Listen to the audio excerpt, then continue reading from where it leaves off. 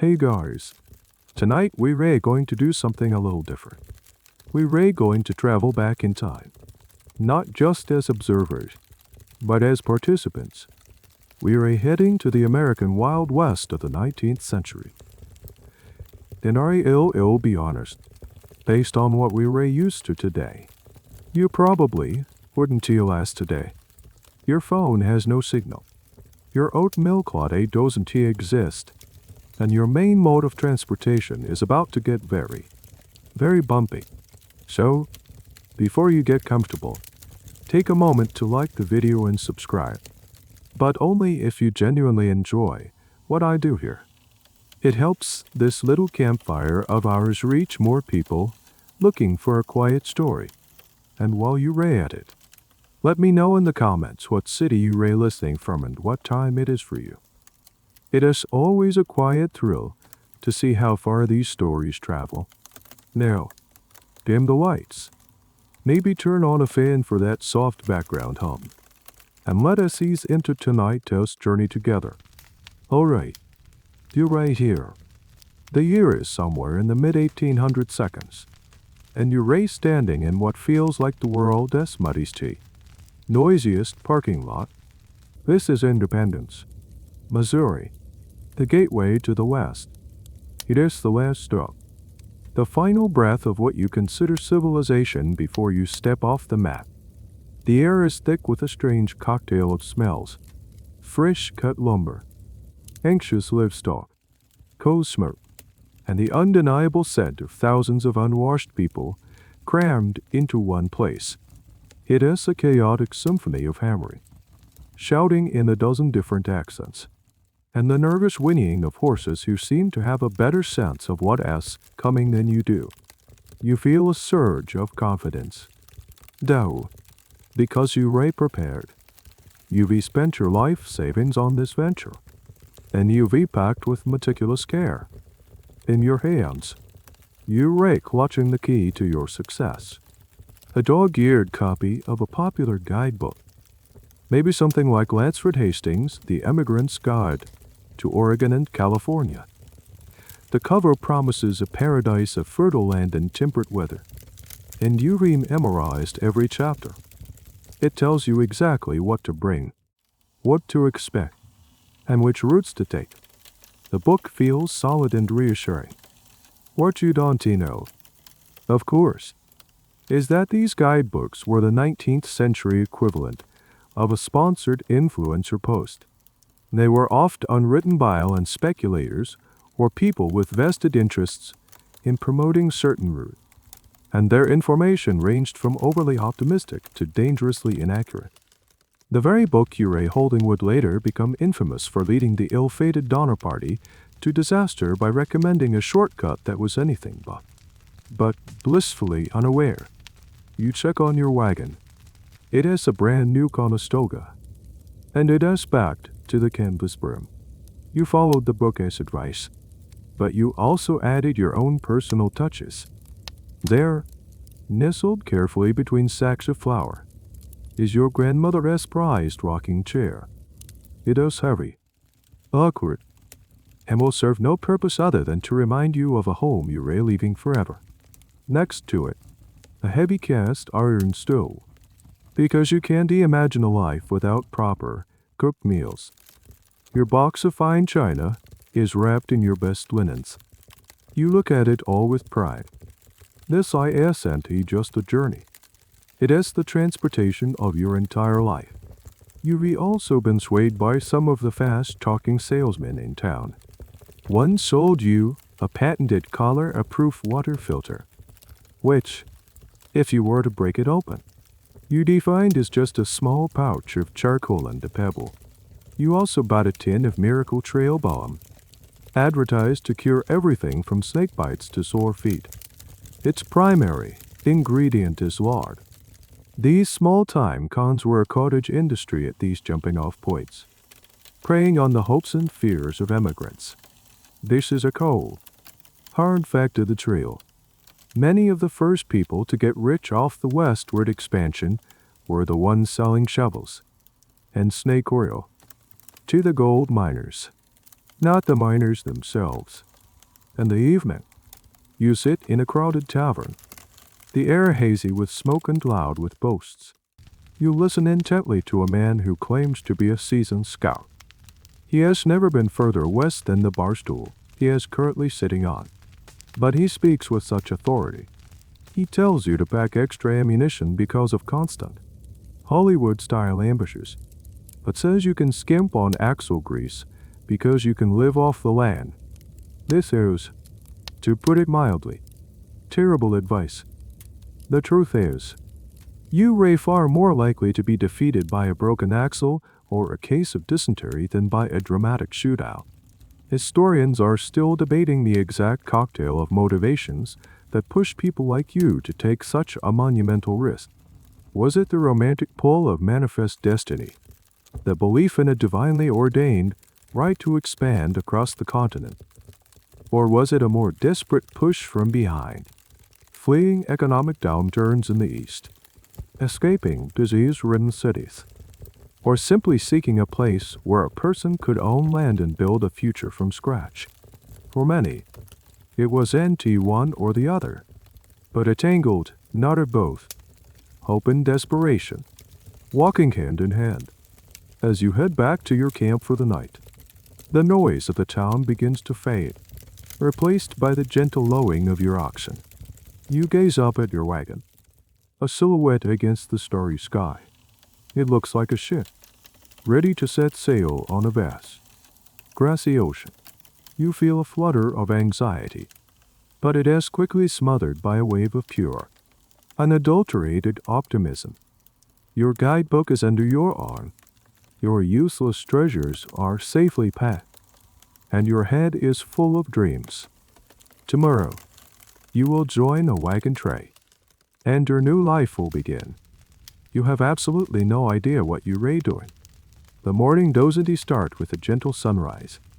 It starts with the blast of a horn, the roar, demanding sound that cuts through the pre-dawn chill. This is the signal. It is time.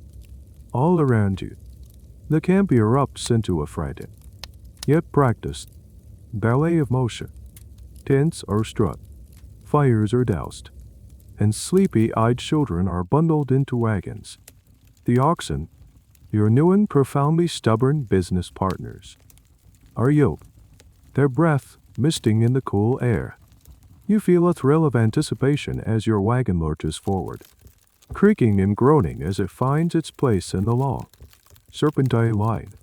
For the first hour, it is exciting. You are really doing it.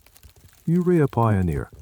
By noon, the excitement has evaporated, baked away by a sun that feels less like a life-giving star and more like a celestial bullet. It has been replaced by three things: dust, boredom, and walking. You quickly learn your first hard lesson. Nobody rides in the wagon. The wagon is for supplies, not people. It is a bouncing, jarring, upsrudge cargo container, and the animals are already pulling their maximum weight. So, you are. Your fancy city shoes, so sturdy back in Missouri, are already developing a personality of their own, one that involves rubbing your heel in a very specific, very painful way. The dust gets everywhere. It is in your mouth, your eyes, your clothes. It forms a fine, gray film over every surface. You try to have a conversation with the family walking alongside you, but it is mostly just shouting over the relentless squeaking of 1,000 dun-oiled axle hubs. Your daily progress is agonizingly slow. You are covering maybe 2 miles an hour, the same pace as your plodding oxen. 10, 15 miles on a good day. It gives you an enormous amount of time to think. And mostly, you think about how you've traded your entire world for it too. Jeremiah. The guidebook promised sweeping vistas and romantic evenings by the campfire. It failed to mention the sheer, soul-crushing monotony of putting one foot in front of the other, day after day, with a landscape that barely seems to change. The horizon is a promise that never gets closer. Then you reach your first real test. A river crossing. It is not a mighty river, not the Mississippi, but it is wide, fast, and the color of coffee. There is no bridge. There is no ferry. There is only the river. And the other side, the wagon master, a grizzled man who communicates mostly in grunts, directs the process. The wagons must be partially unloaded to lighten them. The beds are raised on blocks to keep the contents as dry as possible. You stand on the bank, watching the first wagons plunge in. Horses panic, oxen strain, and men shout themselves hoarse, waiting in the cold, churning water to guide the beasts and push the wheels out of the sucking mud on the riverbed. It is your turn. Your heart pounds as the front wheels slip off the bank and the whole world tilts at a sickening angle. You hear a sharp crack and a splash from inside. That was probably your fine china. The water is shockingly cold and powerful, pulling at your legs as you shove against the side of the wagon, your shoulder digging into the rough wood. For a terrifying moment, the whole contraption gets stuck, the wheels spinning uselessly in the mud. The oxen bellow, their eyes wide with fear. This is it. This is where you lose everything. But then, with a combined heave from you and other men, the wheel finds purchase, and the wagon lurches onto the far bank, dripping and triumphant. You've made it. But as you pause, catching your breath, you see your grandmother's rocking chair, a casualty of the crossing, floating gently downstream, a piece of your old life gone for good. This is the reality of the journey. The greatest dangers weren't the dramatic events you to read about, but the mundane, catastrophic failures of equipment and health. Cholera, spread by contaminated water sources at crowded campsites. Where's the silent, indiscriminate killer of the trail? It could take a perfectly healthy person from first symptom to death in a matter of hours. You see the crude graves along the side of the trail. Simple wooden crosses were just a pile of rocks. A constant, grim reminder of the stakes.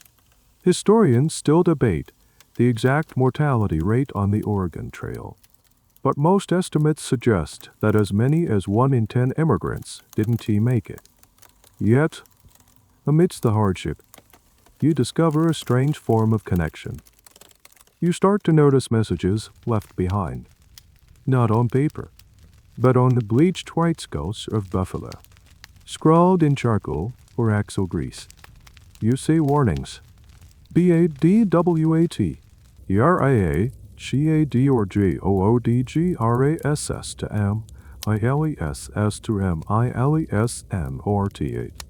Sometimes, they rhyme or personal. The Smith family from Illinois passed here June 5th. Oh well. It is a bizarre primitive form of social media. A roadside telegraph connecting you to the ghosts who passed this way before you, and a way of leaving breadcrumbs for those who might follow. This simple, morbid communication network was a lifeline, a shared repository of knowledge and that had none. As evening falls, you circle the wagons. The guidebook had painted a picture of communal harmony. The reality is more complicated. The wagon train is a rolling village of strangers, all exhausted, all stressed, and all with very different ideas about how things should be done. Arguments break out over the pace, over whose turn it is to stand guard, over a straying cow. The authority of the elected wagon master is a constant point of negotiation. Historians argue to this day about whether these leaders were more like democratic guides or trail dictators. The truth, you're learning, is that it depended entirely on the man, and on the willingness of fiercely independent people to be led. Use it by the fire, chewing on a piece of hardtack that tastes like baked flour and regret. Your body aches in ways you didn't know were possible. You look at the endless prairie stretching out in the moonlight. You've been on the trail for weeks, but you've barely begun. Missouri feels like a lifetime ago. Paradise feels a million miles away. And you wonder, for the first time, if you made a terrible mistake. After months that feel like years, you finally arrive. Not at some golden-hued Californian paradise, but at a place called Prosperity Gulch, or maybe New Hope, or dusty little towns with names that promised far more than they delivered. Your wagon, once a proud vessel of your worldly possessions, is now a skeletal wreck. The canvas is torn. One wheel has a permanent wobble, and the paint is peeling, revealing the raw, weathered wood beneath. You've traded, sold, or abandoned most of what you started with. The heavy stove is long gone, ditched on the plains to spare the oxen. The only piece of your past that remains is a single, chipped teacup, a stubborn survivor you kept wrapped in a dirty sock. You guide your exhausted oxen down the main street, and street is a generous term. It is more like a wide, muddy trench carved between two rows of slapdash buildings. There is no boardwalk, no elegant storefronts, just raw lumber, most of it unpainted and already warping under the relentless sun.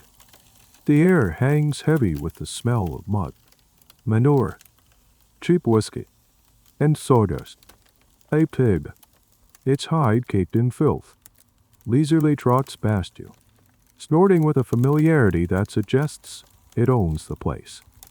You step out of the wagon's path and your boot sinks, with a sickening sharpie, into a puddle of brown, viscous liquid that you sincerely hope is just mud. At ISNT, welcome to your new home. This is the booming frontier town you've been dreaming of. The boom, you realize, is mostly the sound of hammers hitting nails, a constant, frantic rhythm of a place trying to exist before it collapses. The town is a chaotic mix of tents, lean TOS, and a few proper wooden structures that look like they were built by people who had only a vague, second-hand description of what a building should be. Doors hang crookedly. Windows are just square holes, and the signs are hand-painted with charmingly terrible spelling. You see SALOON, GNRILSTORE, and a sign for LAWYER and A, SEDNTIST, which tells you everything you need to know about the local professional standards. You decide to find the saloon, not for a drink, but because it seems to be the town's central nervous system. Pushing through the swinging doors, you met with a wall of noise and smoke. It is dark inside, even in the middle of the day. A few grimy windows let in slivers of light that illuminate the dust motes dancing in the air. The long bar is scarred with knife marks and dark stains of mysterious origin.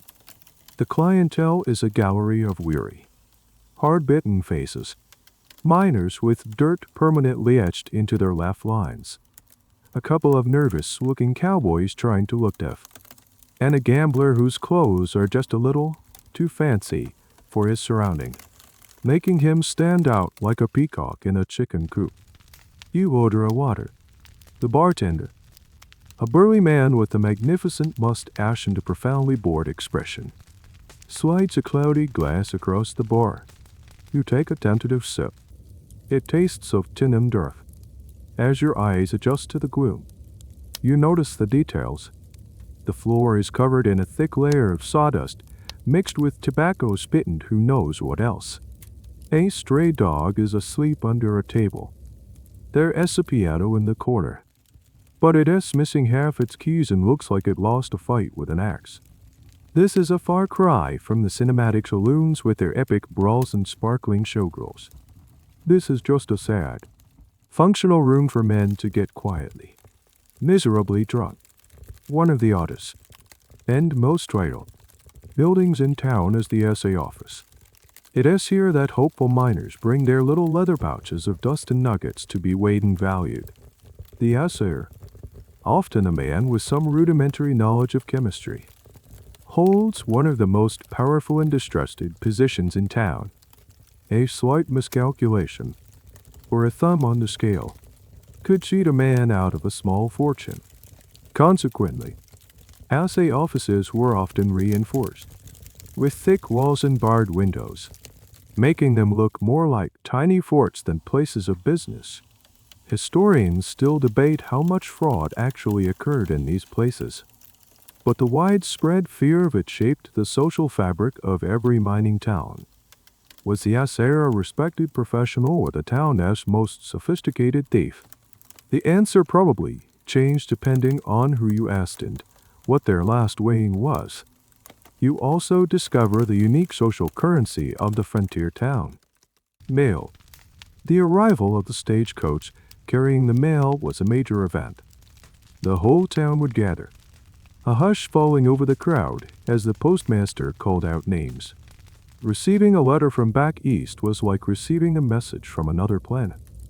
It was proof that the world you left behind still existed. But here's a little known fact about that mail. It was always private. Postmasters in small, isolated communities were notorious gossips. They often read the postcards and sometimes even steamed open letters, becoming the town's unofficial intelligence agency. If you wanted to send a secret, you had to use a code or trust a private courier. Leaving the saloon, you stand back in the muddy street, feeling utterly out of place. This isn't a grand adventure. It is a gritty, uncomfortable reality. The romantic visions you held onto during the long journey now seem like a cruel joke. The people here aren't heroes or villains from a novel. They were just tired, dirty, and trying to survive. Same as you. The town of Prosperity Gulch, you suspect, has seen more broken dreams than gold nuggets. And as a new day dawns on your life here, you realize the hardest part of your journey wasn't the trail you just crossed, but the one you're about to begin. Building a life from nothing in a place that seems determined to offer you exactly that. Now that you've had the dubious pleasure of touring the town, it is time to secure your own piece of the frontier dream. At home, you've claimed your plot of land under the Homestead Act, a piece of legislation that sounds wonderfully generous on paper. The government is offering you 160 acres of land for free, or close to it. The catch: you have to improve it and live on it for 5 years. Improving, you will soon discover, is a very bureaucratic and unsentimental term for a process that will drain every ounce of your energy. Your 160 acres are not a gentle, rolling meadow with a babbling brook, as the promotional pamphlets suggested. It is a flat, featureless expanse of prairie, baked hard by the sun and whipped by a wind that seems to have a personal grudge against you.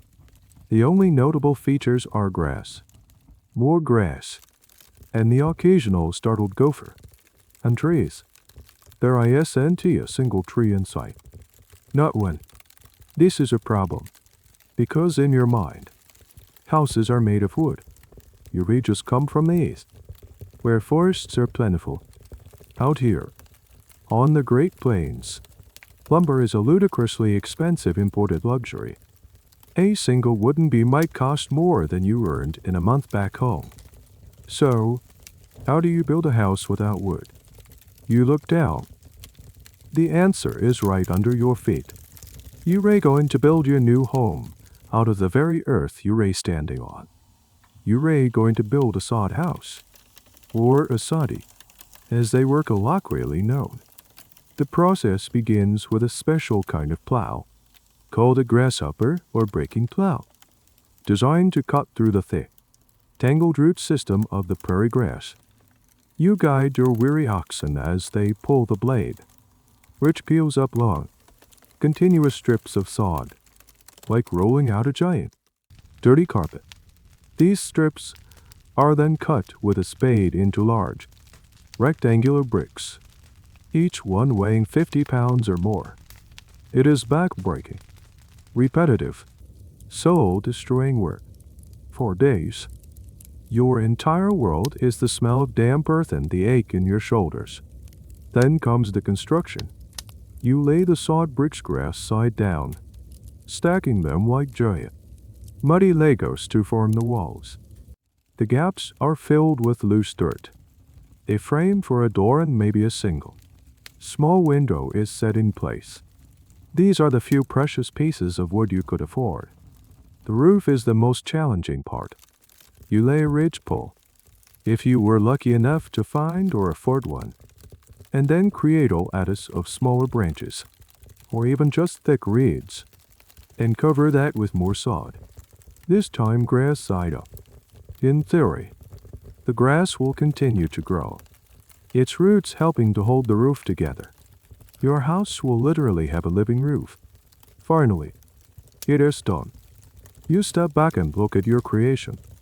It is a small, dark, lumpy rectangle sitting in the middle of the vast prairie. It looks less like a house and more like a part of the landscape that has buckled upwards. From a distance, it is almost invisible.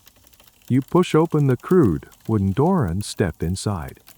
The interior is dark and smells strongly of earth. The floor is just packed dirt. The walls are exposed sod, and they have a tendency to crumble, showering you with a fine layer of soil when you brush against them.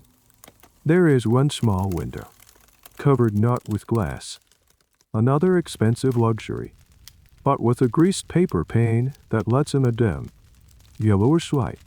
Living in a soddy is an experience. It is surprisingly well insulated, cool in the scorching summer and relatively warm in the bitter winter. That is the pro. The cons, however, are numerous. For one, your house is never truly dry.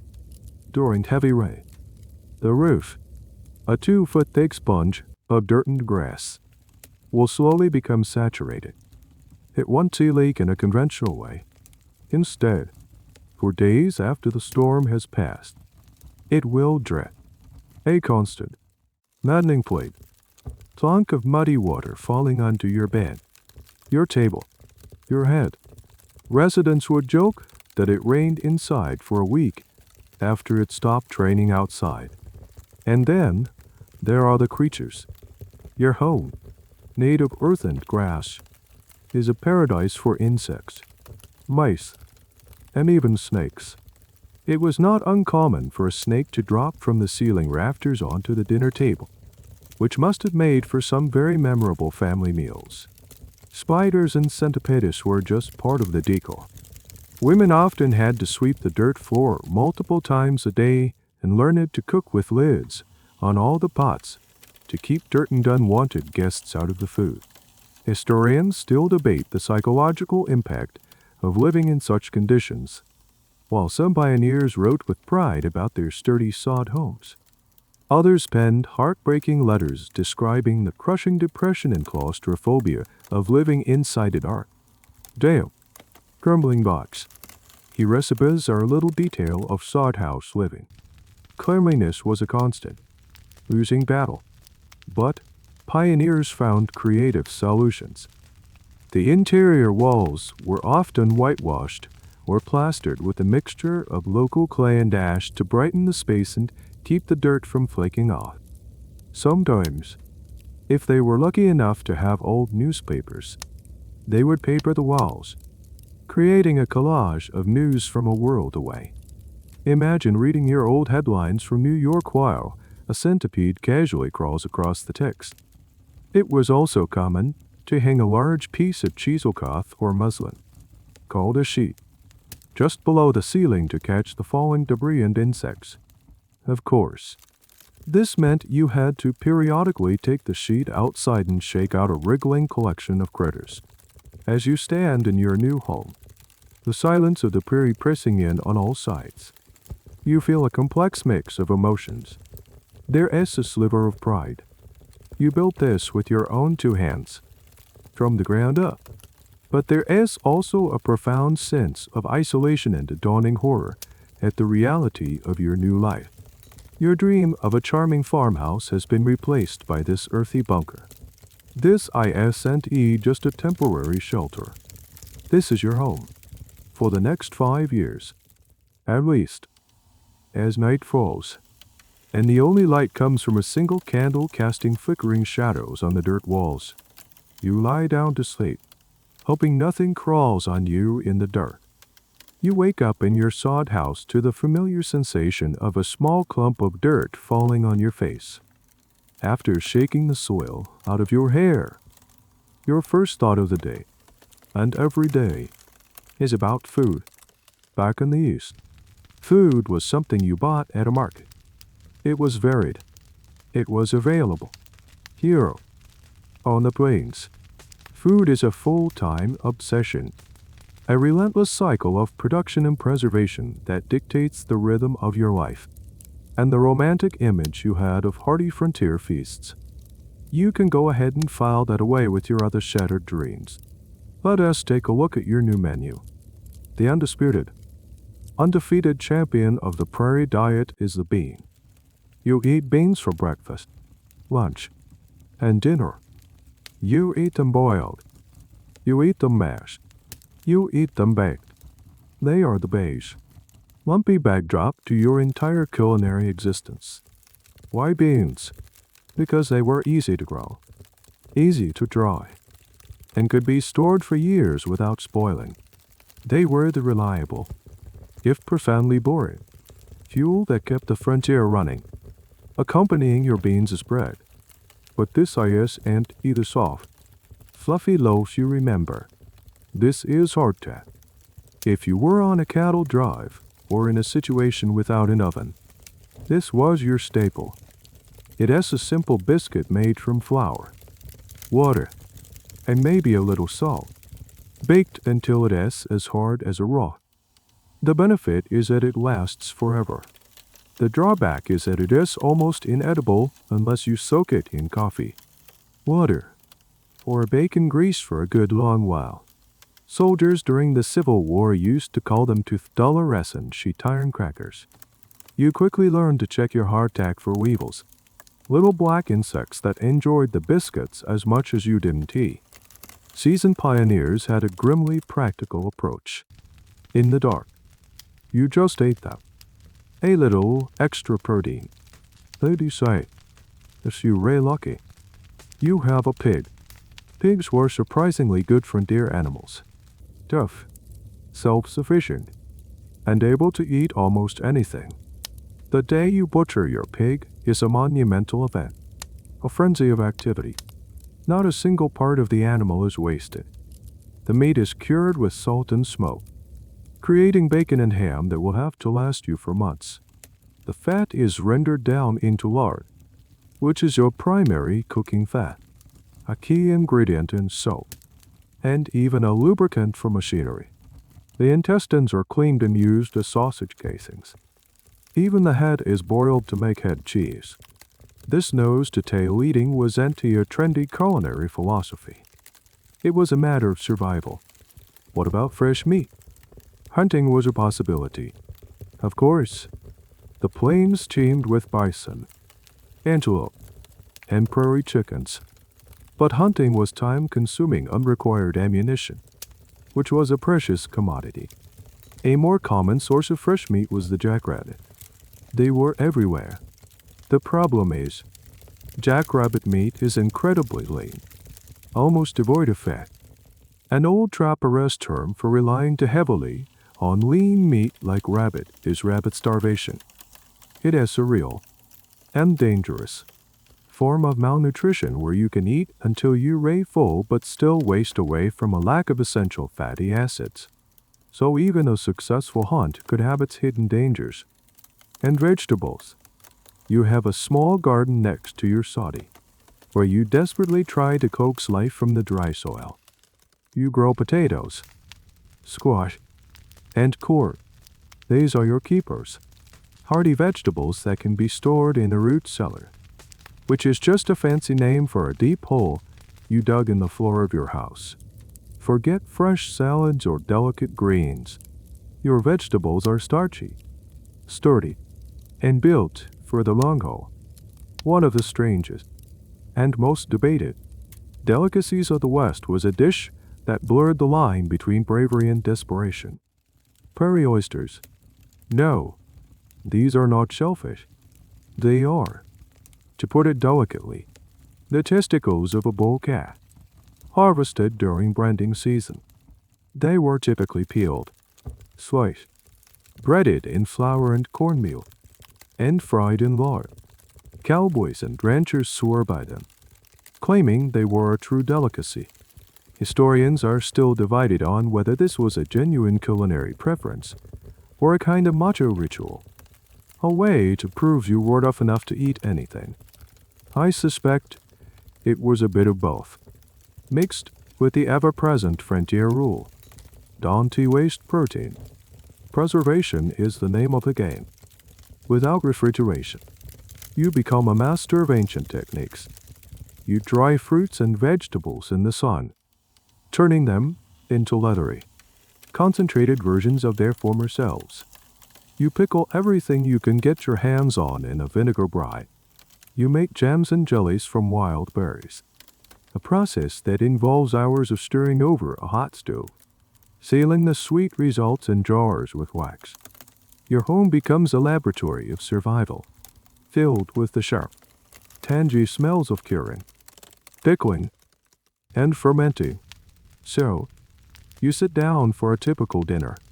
On your plate is a pile of beans, a chunk of salted pork that you've boiled 3 times to make it palatable, a dense slice of cornbread, and a side of pickled beets from a jar you sealed 6 months ago. To drink, you have coffee. Coffee was the great elixir of the West. It was drunk at all hours of the day, strong and black.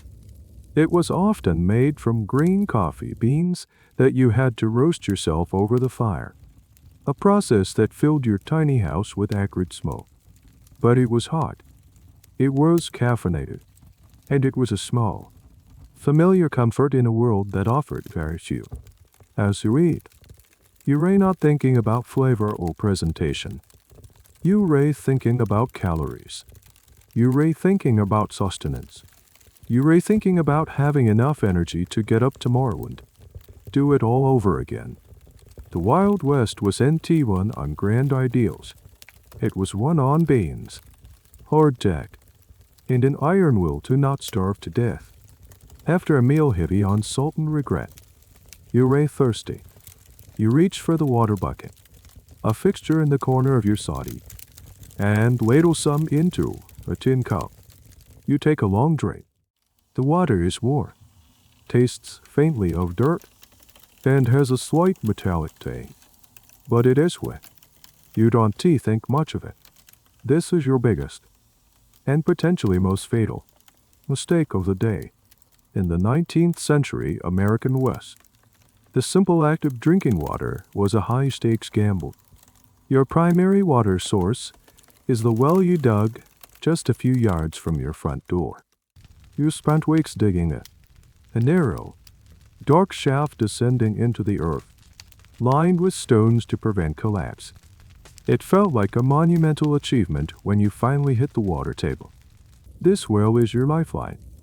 Unfortunately, it is also probably trying to kill you. The science of microbiology was in its infancy. The germ theory of disease, the idea that invisible organisms cause illness, was only just beginning to be discussed by scientists in European laboratories. For you, on the prairie, the prevailing wisdom is that bad air or miasma causes sickness. As long as the water looks clear, it is considered safe. But your well is dangerously close to your outhouse. It is also near the area where your livestock, your pig, your oxen, your chickens, live and do their business. The concept of groundwater contamination is completely alien. Rain washes waste from the surface down into the soil, where it seeps, slowly but surely, into the very aquifer you are drinking from. Your well is a breeding ground for bacteria like E. coli and, most terrifyingly, Vibrio cholerae. the bacterium that causes cholera. It is an invisible threat, a game of Russian roulette with every cup. This is a mainstream historical fact that can't be overstated. Waterborne illnesses were the single greatest killer on the frontier, far surpassing conflicts, snake bites, or any of the more cinematic dangers. Entire towns could be devastated by an outbreak of cholera or typhoid, both spread through contaminated water. People would fall ill with violent stomach cramps, dehydration, and fever, often dying within a day or two, with no understanding of how the disease was spreading from person to person, from house to house. They would blame it on God's will, on a strange-colored sunset, on anything but the water bucket sitting right in front of them. So, what were your other options? You could drink from a nearby creek or river. This seems like a better choice. The water is moving. It looks fresher. But this is also a trap. The same creek you raid drinking from is likely the same creek that an entire wagon rain camped by a few miles upstream last week. It served as their laundry, their bath, and their toilet. Animals also drink from it, live in it, and often die in it, finding a bloated, decomposing bison carcass in your primary water source was a very real and very unpleasant possibility. You might try to filter the water through a cloth to get the big chunks out, but this does nothing to remove the microscopic agents of disease. This constant threat led to some strange and desperate folk remedies. One popular belief was that adding a bit of whiskey or vinegar to your water would purify it, while alcohol and acid can have some antiseptic properties. The tiny amount you'd add to a canteen would be utterly useless against a serious bacterial contamination. It was more of a psychological comfort, a ritual to make the gamble feel a little safer. Here is a weird little piece of water-related history. The water witch or dowser. In a land where finding water was a matter of life and death, a whole mythology grew around the practice of dowsing. A man would walk the land, holding a forked stick, usually from a willow or hazel tree. When the stick supposedly dipped or twitched, that was the spot to dig your well. Was it a genuine supernatural ability? A sensitivity to subtle changes in the Earth's magnetic fields? Or just a clever bit of theater? The scientific community today is, to put it mildly, skeptical. But for desperate settlers, a dowser offered something priceless: hope, and a specific place to start digging. The success rate of dowsing is still a subject of fierce debate, mostly between believers and, well, everyone else. Many historians suggest that in many landscapes, if you dig deep enough anywhere, you will eventually hit water, making any method seem successful. The scarcity and danger of water also shaped social customs. Offering a visitor a clean cup of water was a profound sign of hospitality. It was a gift. Conversely, fights over water rights, access to a river or a spring, were common and could turn deadly. A farmer who dammed a creek upstream to irrigate his own fields could be sentencing his downstream neighbors to ruin. These disputes, known as water wars, were a constant source of tension and litigation, forming a complex body of water law that is still fundamental to the American West today. As the day ends, you find yourself thinking about water in a way you never have before. You watch the sky, praying for rain, not just for your crops, but to replenish your well. But you also dread the rain, knowing it will turn your roof into a dripping mess and wash more filth into your water supply. You start to assess your neighbors not by their character, but by the location of their outhouse relative to their well. Water is no longer a simple, clear liquid. It is a source of life, a source of death, a source of conflict, and a source of constant, nagging anxiety. You take another sip from your tin cup, And you can only hope you've been lucky today. The sun finally dips below the flat horizon, and the oppressive heat of the day gives way to a cool, insect-loud evening. The work is done, the beans have been eaten, and a profound sense of boredom begins to settle in.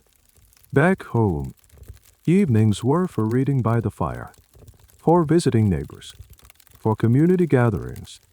Here, your nearest neighbor is a 2-hour walk away, and you've already read your only book, an almanac from 2 years ago.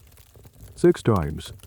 There is only one place in town that offers any kind of diversion, a place that promises light, noise, and human company. The saloon. Tonight, you decide to go. You put on your least dirty shirt, walk the long, dark path to tail, and push through those swinging doors. The place is more crowded than it was during the day. A cloud of thick, cheap tobacco smoke hangs in the air, catching the yellow light from a few kerosene lamps. The noise is a low, rumbling murmur of conversations, punctuated by the clink of glasses and the occasional loud laugh. You make your way to the bar, feeling self-conscious and out of place. You are not here to get into a gunfight or to witness a dramatic poker game where the deed to a ranch is slapped on the table. The real purpose of the saloon was much more mundane. It was the town's living room, its social club, its business center, and its news bureau, all rolled into one. It was one of the few places where a lonely homesteader, a dusty cowboy, a hopeful miner, and a traveling salesman could all find themselves in the same room. Deals were made here, partnerships were formed, and jobs were found, all over a glass of something potent.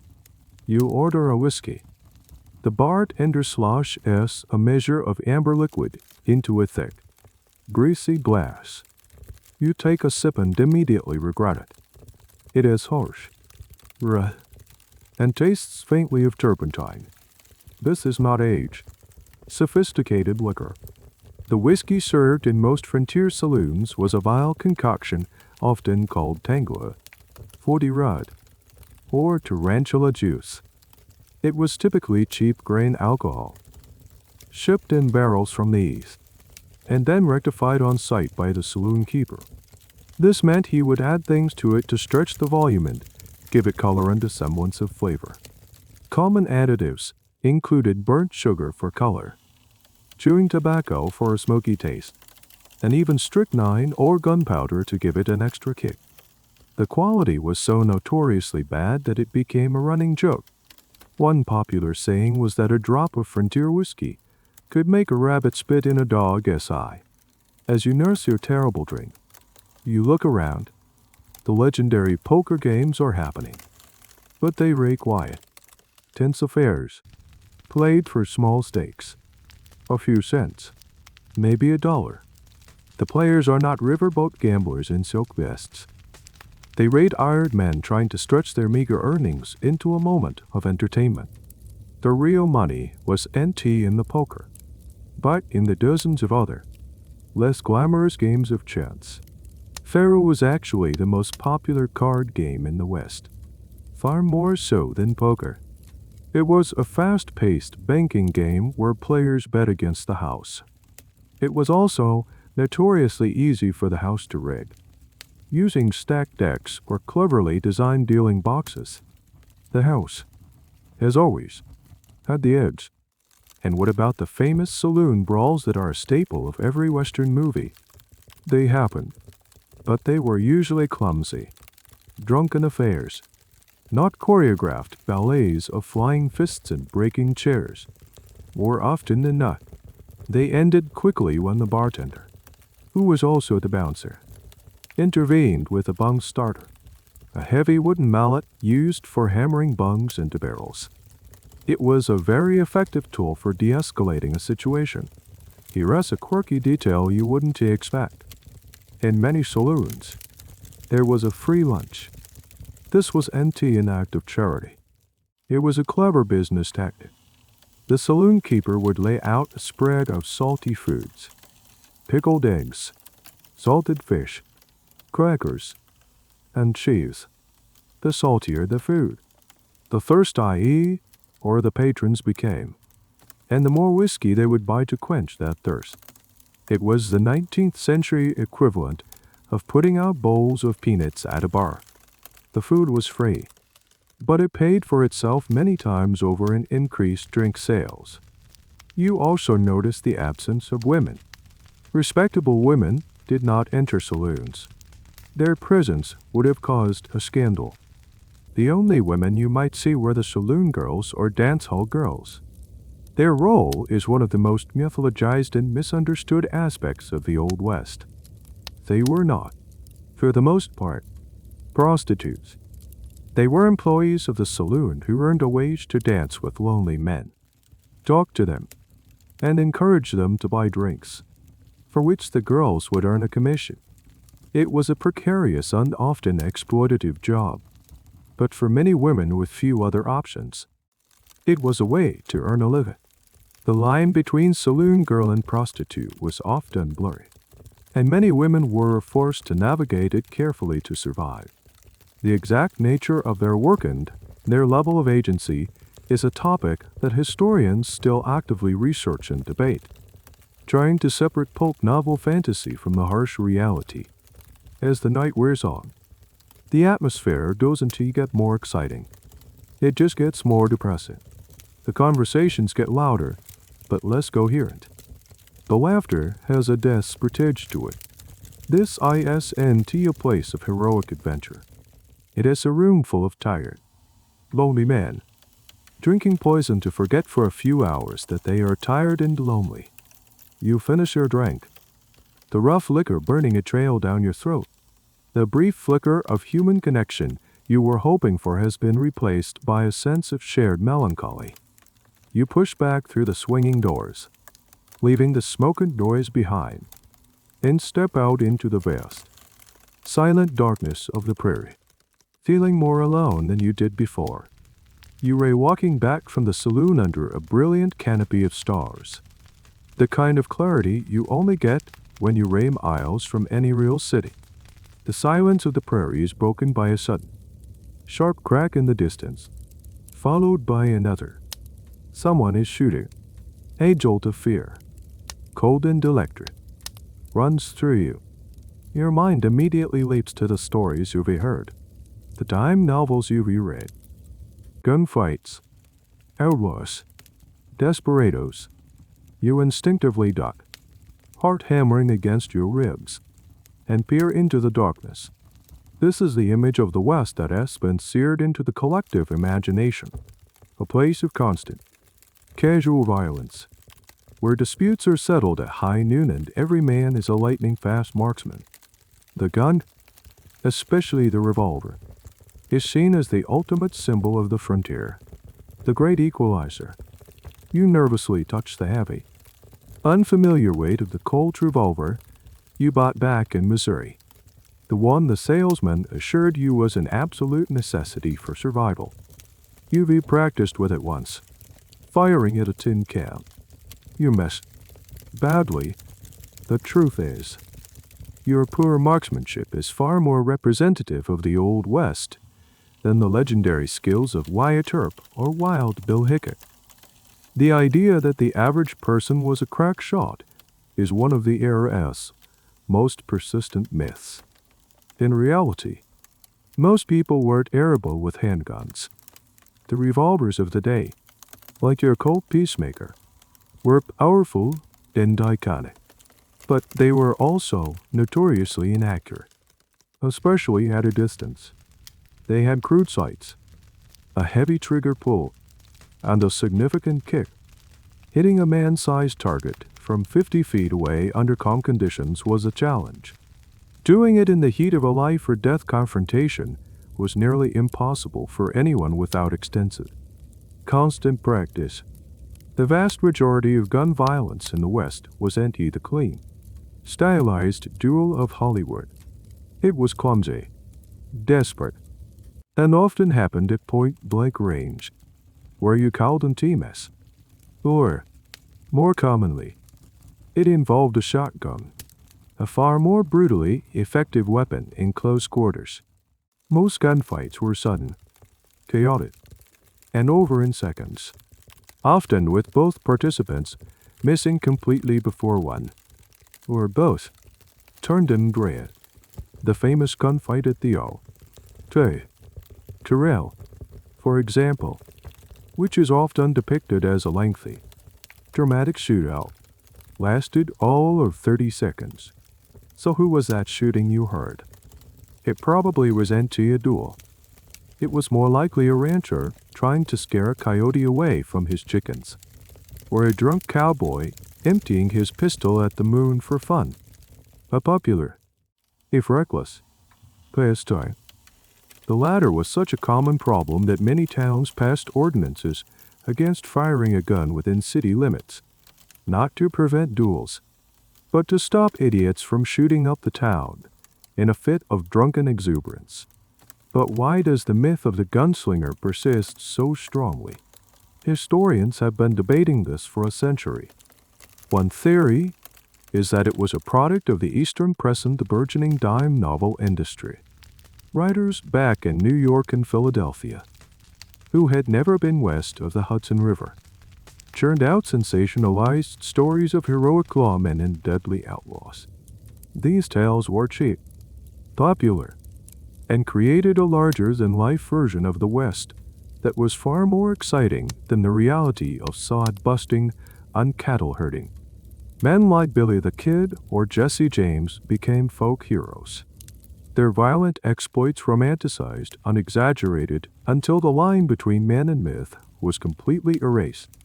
Here is a little-known fact that dismantles the myth even further. Many of the wildest towns in the West had surprisingly strict gun control laws.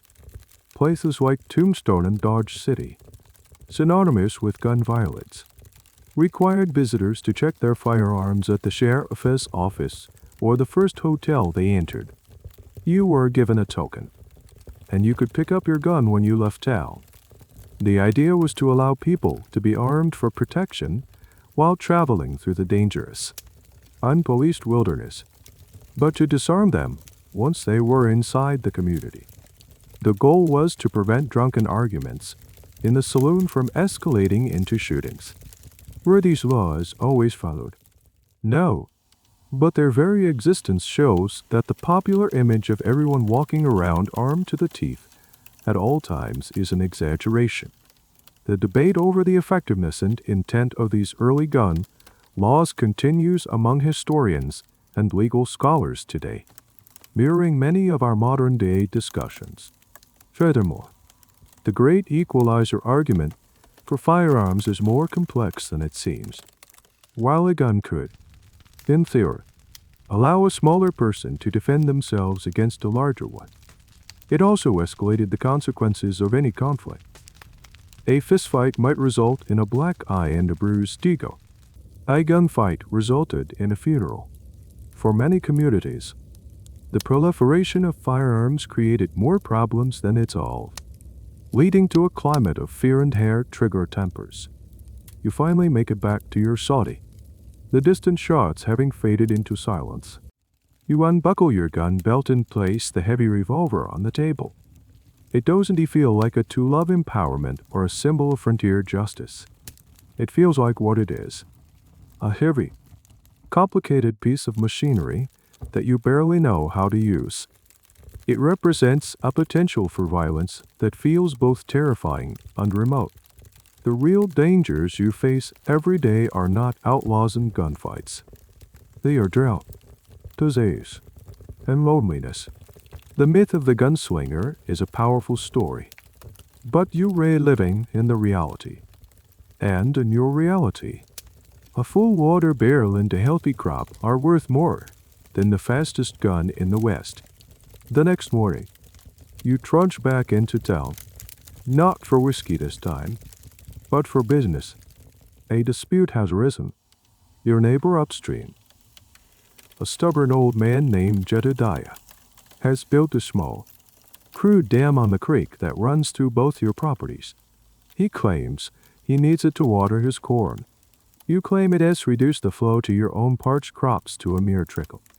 It is a classic frontier conflict, and after a shouting match that accomplished nothing, you decided to seek out the law. You head to the small, unassuming wooden building with a faded, hand-painted sign that says SHERIFF. You push open the door, expecting to find a steely-eyed hero, a man of quiet authority with a gleaming star pinned to his vest. Instead, you find a man in his mid-50s, with a pot-belly and suspenders straining to do their job, fast asleep with his boots propped up on his desk. I have eaten an apple, sits next to a stack of dusty papers. He snores softly. This is Sheriff Miller, the entirety of the town's law enforcement. You clear your throat. He jolts away, blinking at you with confusion before his expression settles into one of mild annoyance. You explain your situation, the injustice, the existential threat to your farm. He listens, stroking his chin, looking more bored than concerned. Water disputes. He sighs, as if it is the 100th one he has heard this month. It probably is.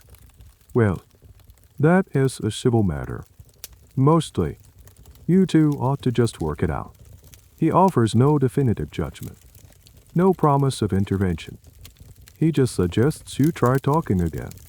This is your introduction to frontier justice, which is often slow, improvisational, and deeply unsatisfying.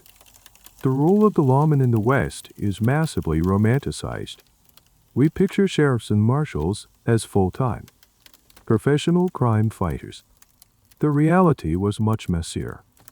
In many small, developing towns, being the sheriff was a part-time gig, and often an undesirable one. The pay was low, the hours were long, and the job was dangerous. Sheriff Miller, you learn, is also the town's part-time postmaster and owns a stake in the livery stable. Law enforcement wasn't a career. It was a civic duty that someone had to be convinced, or paid a small stipend, to take on.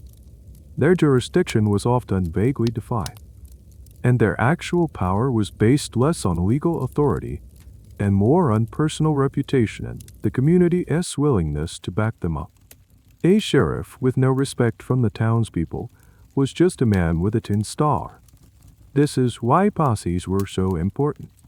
When a serious crime occurred, the sheriff didn't ride out alone. He would raise a posse, deputizing ordinary citizens to help him chase down the culprits. Your participation in a posse was often not optional. It was a civic obligation, like jury duty, but with a much higher chance of getting shot. And what constituted a crime? The priorities were different. Things we consider serious offenses today might be handled informally. For instance, a bar fight resulting in a few broken teeth might just lead to the sheriff telling both parties to shake hands and pay for the broken chair. But horse theft, that was the gravest of sins. A horse was a man's livelihood, his transportation, his survival. Stealing a man's horse on the frontier was like stealing his life, and it was treated with deadly seriousness. Horse thieves, if caught, were often hanged by vigilante groups with little to no formal trial. This brings us to the concept of vigilante justice, which is a complex and debated topic among historians. Was it a necessary response to a lack of formal law enforcement, a way for communities to maintain order in a lawless land? Or was it just mob rule, a convenient excuse to settle personal scores and bypass the inconvenient process of a fair trial? The truth is, it was both. In some cases, vigilance committees did restore a semblance of order to chaotic mining camps. In other cases, they became instruments of terror, targeting minorities or unpopular individuals under the guise of justice. The line between a posse and a lynch mob could be terrifyingly thin. Here is a peculiar aspect of frontier law you might not know. The fee system, many lawmen, especially you, heirs, marshals, were not paid a regular salary. They were paid on a per-task basis.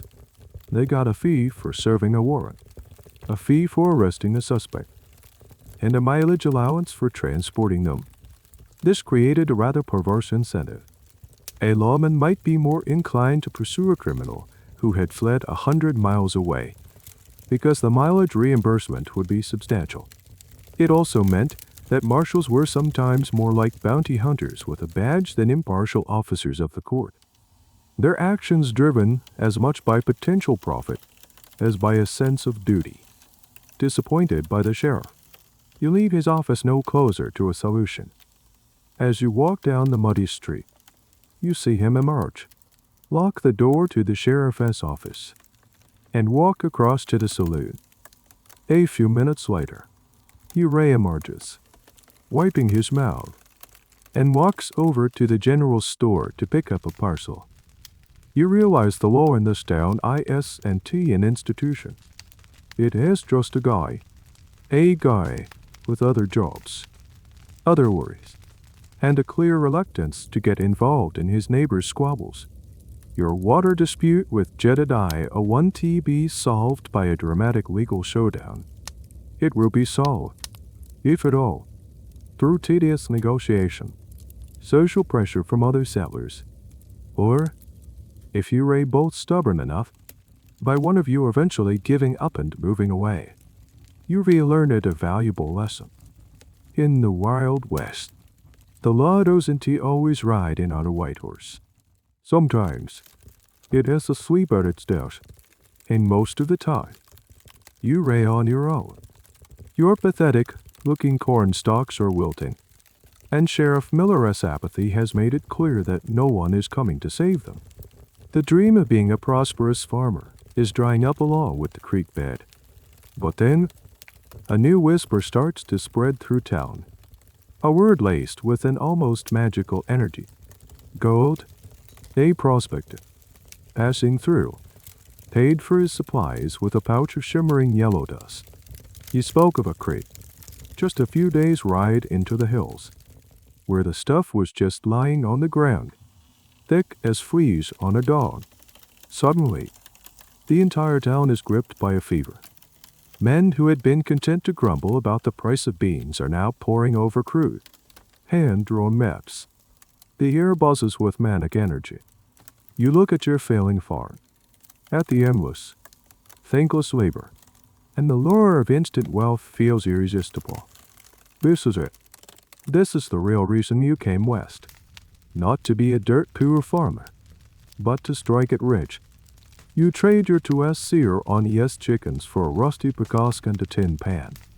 Pack a few days' worth of hardtack, and join the exodus heading for the hills. The journey to the gold fields is a harsh reality check. The terrain is brutal, steep, rocky, and unforgiving. You ray no longer on the flat plains. You race scrambling up hillsides, undinching along narrow ledges, leading your one remaining, very unhappy ox. By the time you arrive at the so-called River of Gold, it is already a chaotic, crowded mess. The creek is not a pristine mountain stream. It is a muddy, turbulent ditch, teeming with hundreds of men, all feverishly working, all with the same wild, desperate look in their eyes. The sound is a cacophony of shovels hitting rock, the slosh of water in pans, and the constant, low murmur of hopeful curses. You find a small, unclaimed patch of creek bank, stake it out with a few rocks, and get to work. The process, you learn, is called placer mining.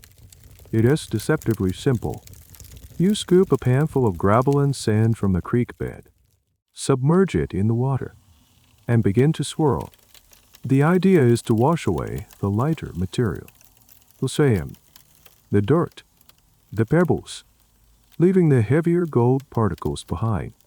It is a technique that has been used for millennia, and it is brutally hard on the body.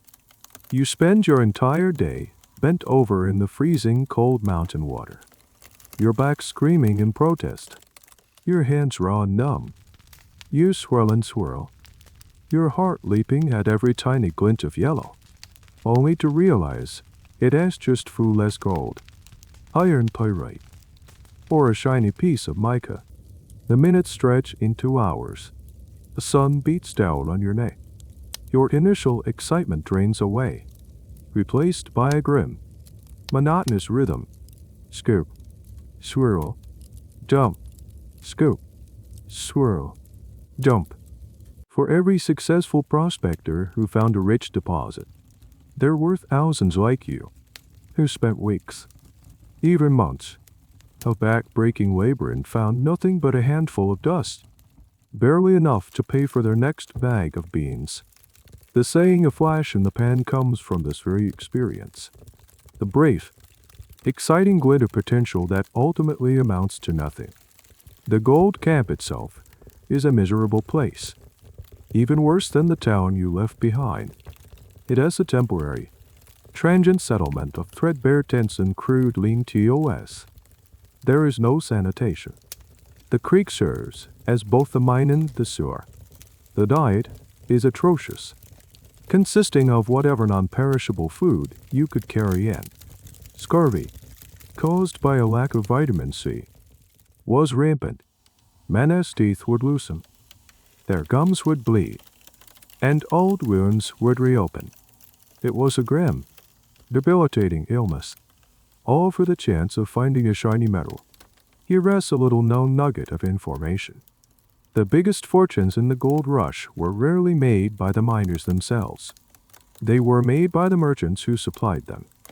A man named Sam Brannan became California's first millionaire, not by panning for gold, but by buying up every shovel, pick, and pan in the region, and then selling them to prospectors at an astronomical markup.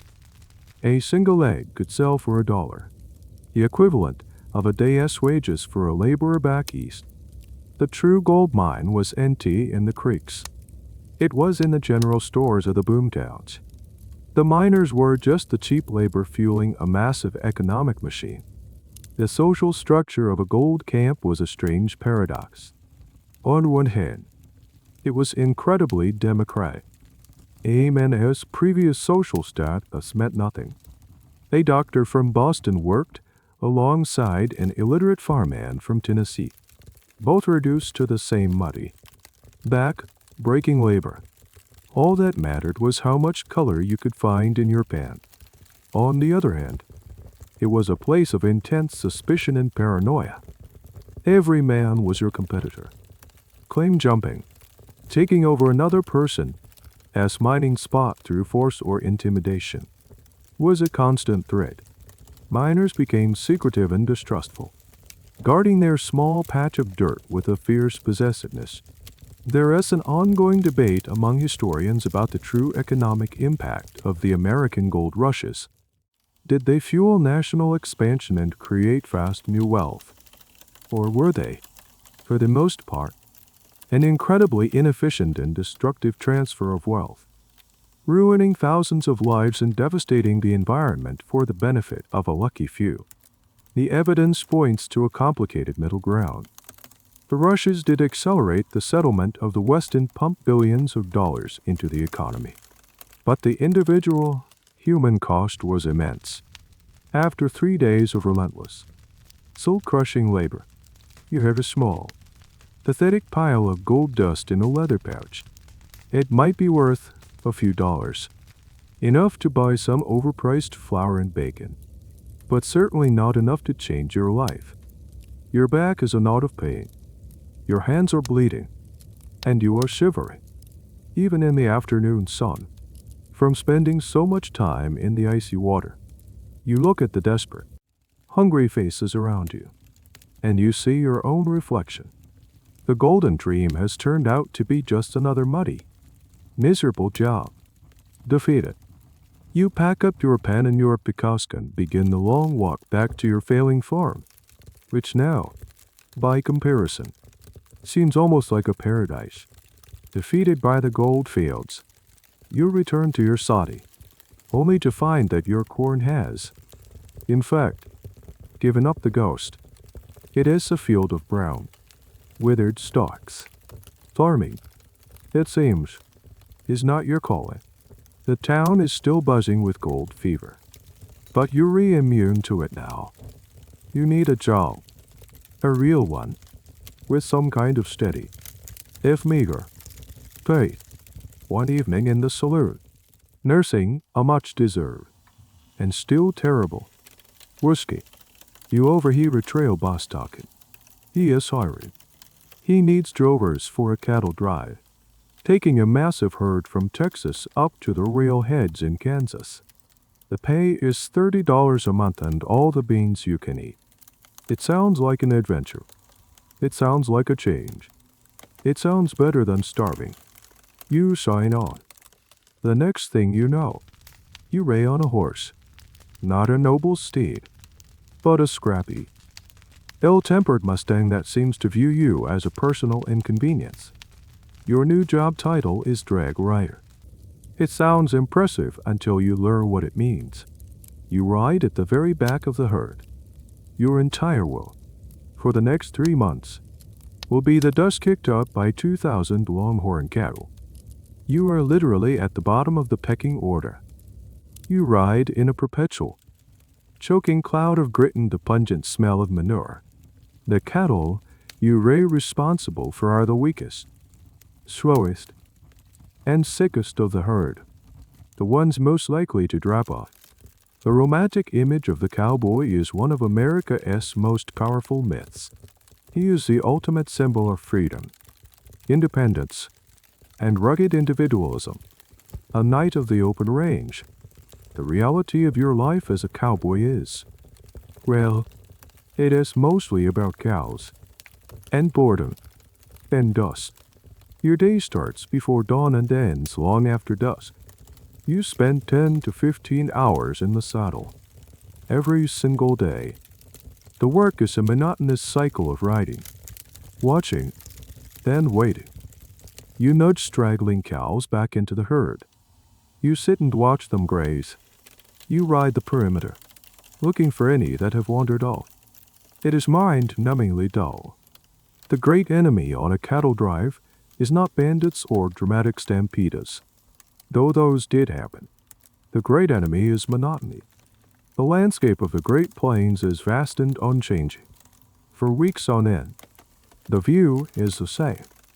An endless sea of grass under an endless sky. The only break in the routine is the occasional river crossing, which is a terrifying ordeal of shouting, panicked cattle, and the very real possibility of drowning. Or the nightly watch. During the night, you take turns riding guard around the sleeping herd. You ride in a large, slow circle, often singing or whistling to the cattle. This was NT for entertainment. The sound of a human voice was believed to have a calming effect on the nervous longhorns, making them less likely to spook and stampede. The songs were NT grand cowboy ballads. They were often mournful, repetitive tunes sung in a loud row.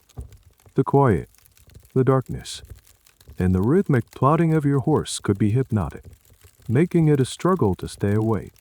Falling asleep on watch was a fire-able offense, as a startled herd could stampede in an instant. A thundering, unstoppable wave of horns and hooves that could trample anything in its path. Let us talk about the food. The trail boss was NT kidding about the beans. The Chocogat, your rolling kitchen and supply hub, served a relentlessly repetitive menu. Cookie, the camp cook, was one of the most important members of the outfit, often paid more than the regular cowboys. But even a culinary genius could only do so much with the ingredients on hand.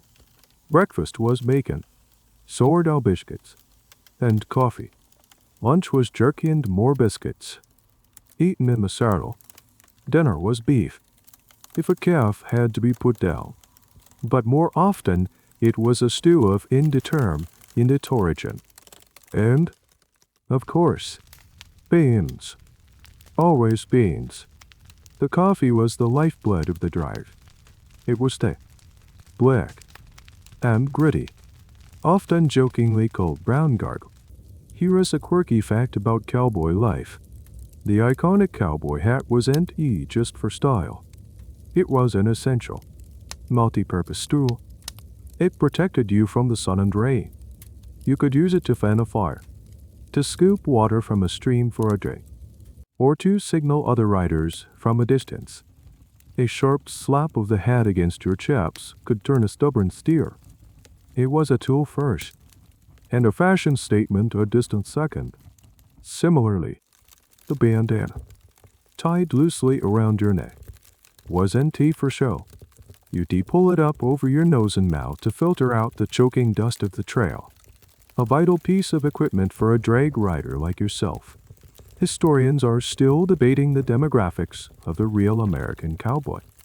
The popular image is almost exclusively white. However, historical records show that the reality was far more diverse. It is estimated that at least a quarter of all cowboys on the trail drives were African American. Many were former slaves who possessed exceptional skills in horsemanship and cattle handling. And the life of a cowboy offered a degree of freedom and equality they couldn't find in the towns and cities of the post-Civil War South. There were also many Hispanic vaqueros, from whom the American cowboy inherited much of his equipment and terminology. Words like lariat, from lariate, chaps, chapearoiris, and even rodeo. Rodeo.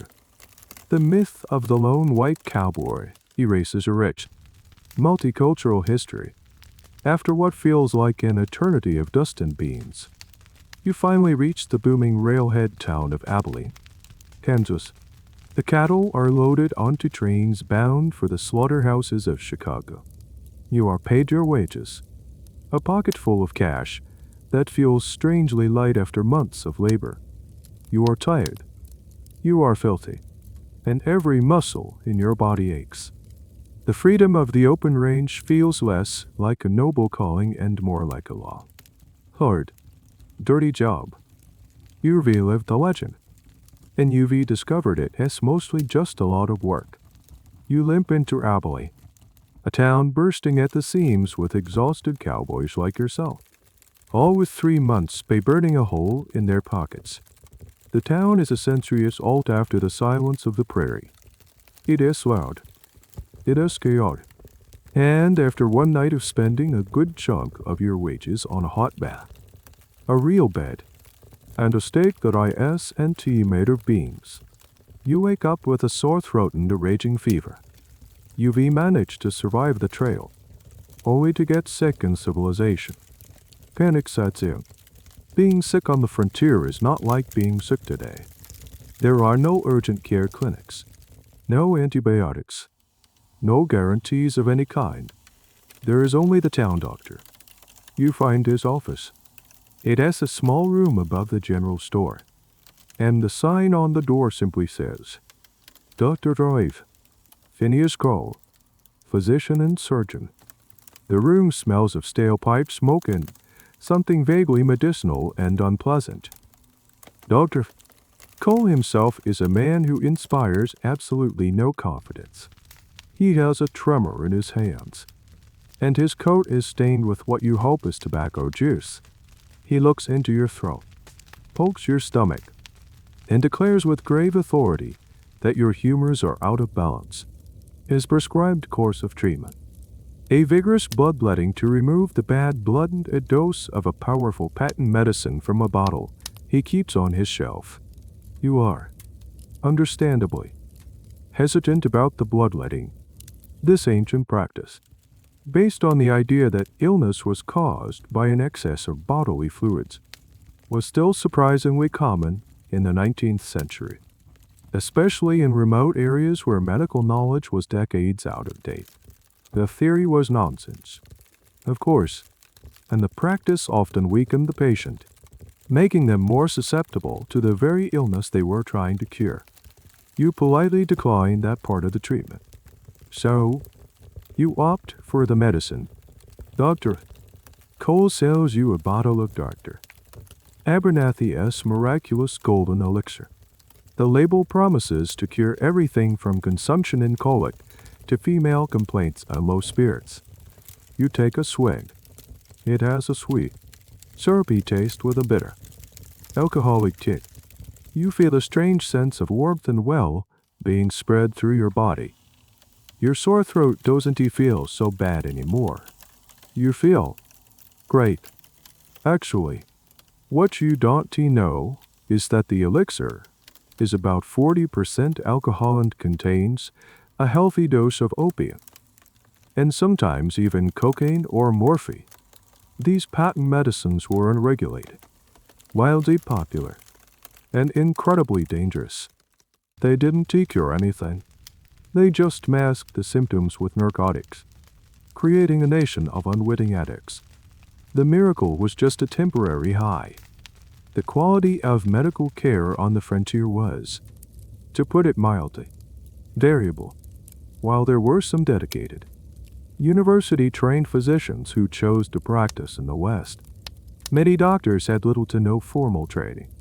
They might have apprenticed with another doctor for a few months, or simply read a few medical books and decided to hang out a shingle. There was no licensing board, no regulation. Anyone could call themselves a doctor. This led to a landscape of medical care that ranged from the well-meaning but ignorant to the outright fraudulent. Surgical procedures were a terrifying prospect. Anesthesia, in the form of ether or chloroform, was available but not always used, especially for minor procedures. More often, the only anesthetic was a large dose of whiskey or a leather strap to bite down on. The concept of antiseptic surgery was brand new and slow to be adopted.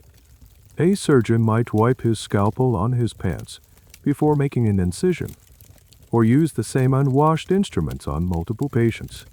Post-operative infections were so common that they were considered an unavoidable part of the healing process, not a sign that the surgeon had introduced a swarm of bacteria into the wound. The most common surgical procedure was amputation.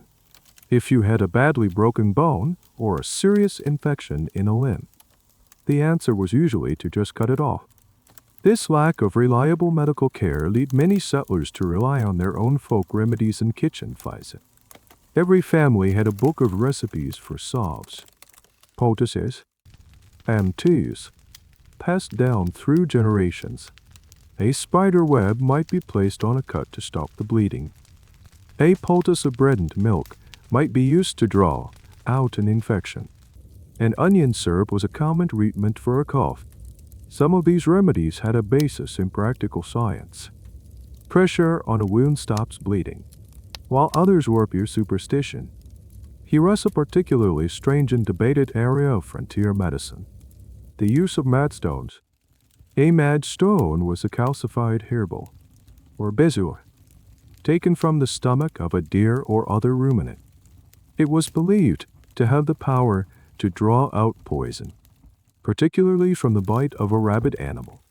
Mad dog. If you were bitten, you would rush to the owner of a mad stone, who would apply it to the wound.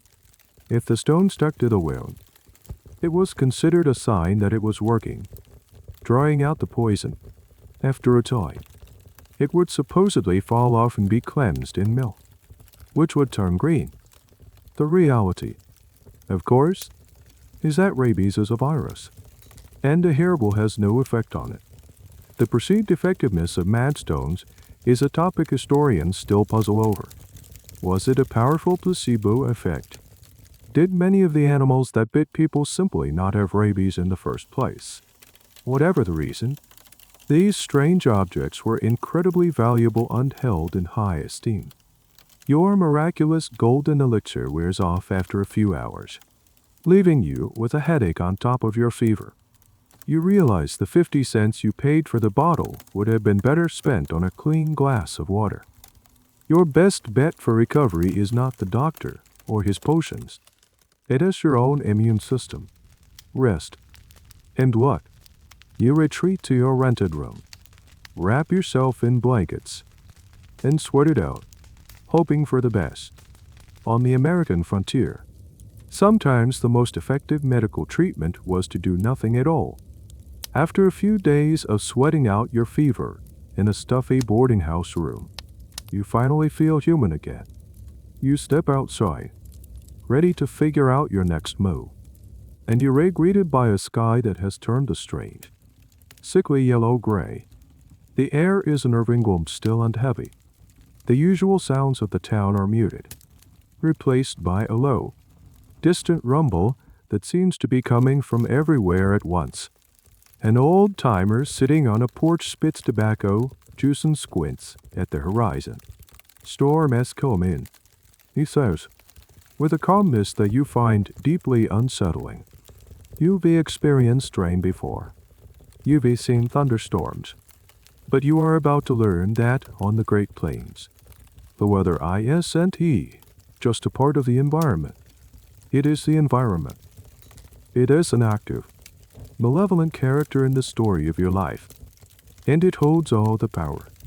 The flat, open landscape offers no protection. There are no mountains to break the wind, no forest to soften the blow. You are completely exposed. The storm arrives not with a gentle pitter-patter, but like an assault. The sky rips open. Rain comes down not in drops, but in solid, wind-driven sheets that sting your skin.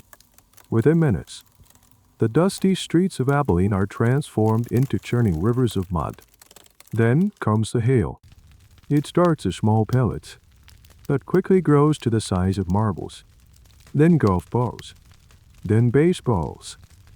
The sound is deafening, a relentless, percussive roar as the ice stones hammer roofs, shatter windows, and shred anything left unprotected.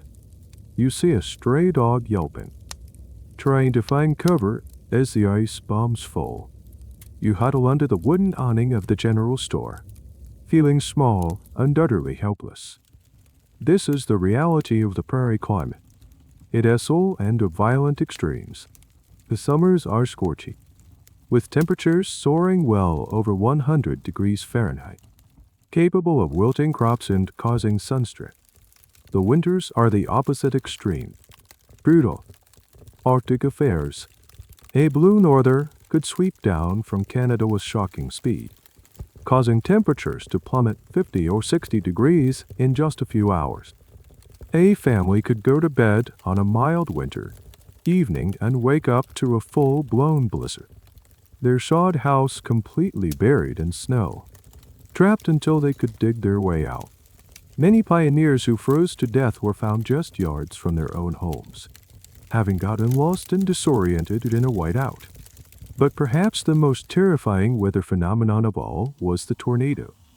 The central plains of the United States are the perfect breeding ground for these rotating columns of destructive wind, and the settlers had no warning system, no Doppler radar, no idea when one might form. They would see the sky turn a terrifying green-black, hear a sound described as 1,000 freight trains, and see the funnel cloud descend from the heavens. The only defense was a storm cellar, a small, dark hole dug into the ground near the house. If you made it to the cellar in time, you might survive. Your house, your barn, your crops, your livestock, all of it could be wiped from the face of the earth in a matter of seconds. And then there were the less dramatic, but equally devastating, weather patterns. Drought was a constant, creeping fear. There could be years with plentiful rain, where the crops grew on the prairies were green and lush. These good years would lure more settlers out, full of optimism. Then, the cycle would turn. It might not rain for an entire summer, or for 2 summers in a row. The creeks would dry up, the wells would fail, and the once fertile soil would turn to dust and blow away in the relentless wind. The Dust Bowl of the 1930s was the most famous example of this. But smaller-scale droughts plagued the plains throughout the settlement period. Here is a heart-frightening weather-related event you might not know about. The grasshopper plagues. In the mid-1870s, for several years in a row. Colossal swarms of Rocky Mountain locusts descended on the plains. This was just a few bugs in the garden. This was a cloud of insects so vast it blocked out the sun, stretching for hundreds of miles. The sound of their collective chewing was a deafening roar. They ate everything. They ate the crops in the fields, the leaves on the few trees, the vegetables in the garden. They ate the wool off the backs of sheep. They ate the paint off houses and the handles off farming tools. When they were done, the landscape looked like it had been burned to the ground. There is still some debate among scientists and historians about the exact combination of climatic conditions that led to these unprecedented locust outbreaks. Whatever the cause, for the settlers who experienced it, it felt like a biblical plague, a sign that the land itself was trying to expel them. The hailstorm over Abilene eventually passes, leaving behind a trail of destruction. The streets are littered with icy stones and broken branches. Fields that were green just an hour ago are now pounded into a muddy pulp. The storm was a stark reminder that in the West, all your hard work, all your plans, all your hopes could be undone in an instant by forces completely beyond your control. You are not the master of this land. You are its tenant, and the landlord is fickle, powerful, and often very, very angry. You look up at the bruised-looking sky, and you understand that your greatest struggle here will not be against bandits or outlaws, but against the sky itself. The storm has passed, leaving the world washed clean and smelling of wet earth and shattered leaves. You decide it is time to leave the relative chaos of Abilene and try your hand at something new. You've been a farmer, a miner, and a cowboy. None of it has stuck. You hear of a man who owns a small freighting company. He needs someone to manage a remote way station, a simple outpost on a long, empty stretch of trail. It is a lonely job, but it has a roof over your head and a steady wage. You take it. Your new home is a small, rough-hewn cabin with an attached stable. It is not much, but it is yours to manage. You have a well with drinkable water, a small corral, and a large supply of high-end oats. Your job is to provide a place for stegaculos and freight wagons to change horses, for travelers to get a simple meal, and for them to rest for a night. It is quiet. For the first few days, silence is a welcome relief. Then, you start to notice that you are not, in fact, alone. You have neighbors. They don't introduce themselves, and they are terrible roommates. Your first formal introduction comes one evening as you reach for a log for the fire. Coiled up in the woodpile, giving a lazy, almost bored-sounding rattle, is a prairie rattlesnake. It as thick as your arm and its triangular head watches you with an unnerving stillness. You back away slowly, your heart doing a frantic drum solo against your ribs. This is your new reality. Every woodpile, every dark corner of the barn, every clump of tall grass is a potential hiding place for something that can kill you. The West is not an empty landscape. It is teeming with life, and most of it views you as either a nuisance, a threat, or a potential meal. You quickly learn the local ecosystem. The coyotes howl at night, a sound that is both beautiful and unsettling. A reminder that wildness is just outside your door.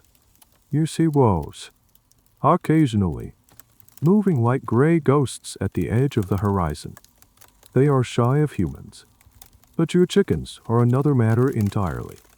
You have to build a reinforced coop to protect them from the constant threat of predation. But it is the smaller creatures that are the most persistent and invasive. Mice and pack rats view your cabin as a luxury hotel, complete with a complimentary buffet of your stored flour and grain. You are in a constant war against them, setting traps, plugging holes, and still finding their telltale droppings in your cupboards. Spiders, some of them disturbingly large, spin webs in every corner. You get used to them, viewing them as allies in your war against the endless swarms of flies and mosquitoes that hatch after every rain. Here's a particularly unpleasant fact of frontier life.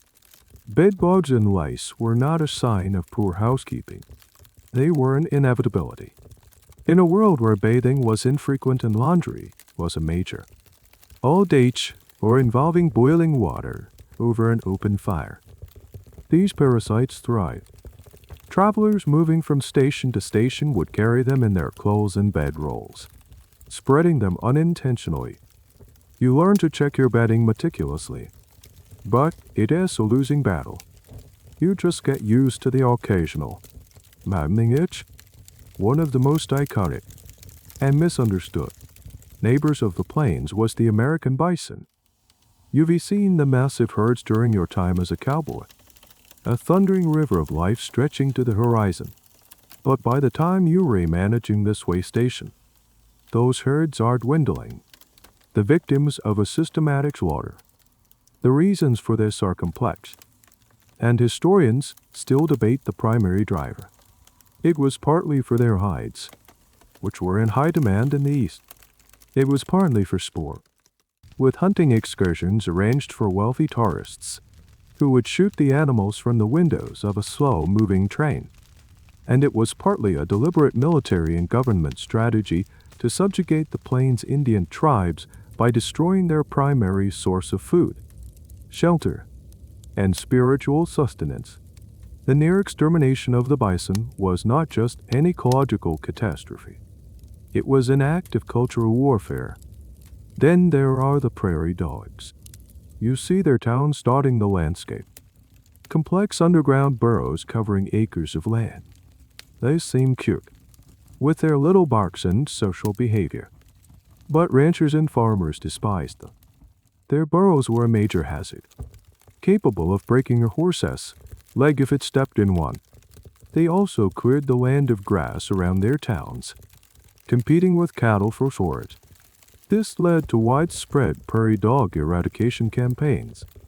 Another example of the settlers fundamentally altering the ecosystem to suit their own needs. And let us not forget the bugs.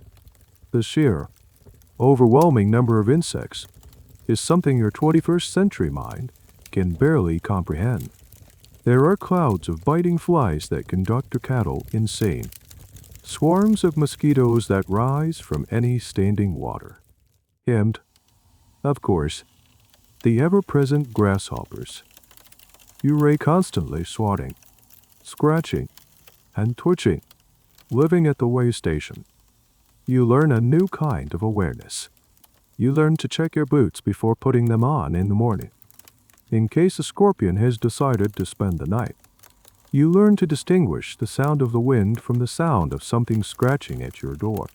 You learn that you are just one small, soft-skinned creature in a vast ecosystem that is indifferent to your comfort and survival.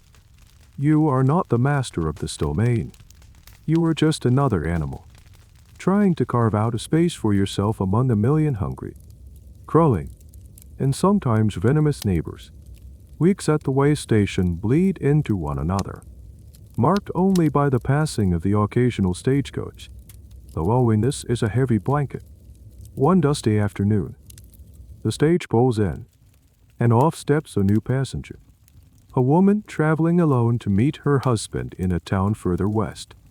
Her name is Sarah, and she is waiting for a connecting wagon. She'll be staying for a day or two. Her presence is a shock to your quiet, masculine world. You offer her a seat and a cup of water, feeling clumsy and awkward. Sarah is not the damsel in distress you read about in dime novels, the shrinking violet waiting to be rescued by a brave hero. She is quiet, observant, and possesses a weary competence that you recognize from your own struggles. Her hands are rough from work, and her gaze is direct.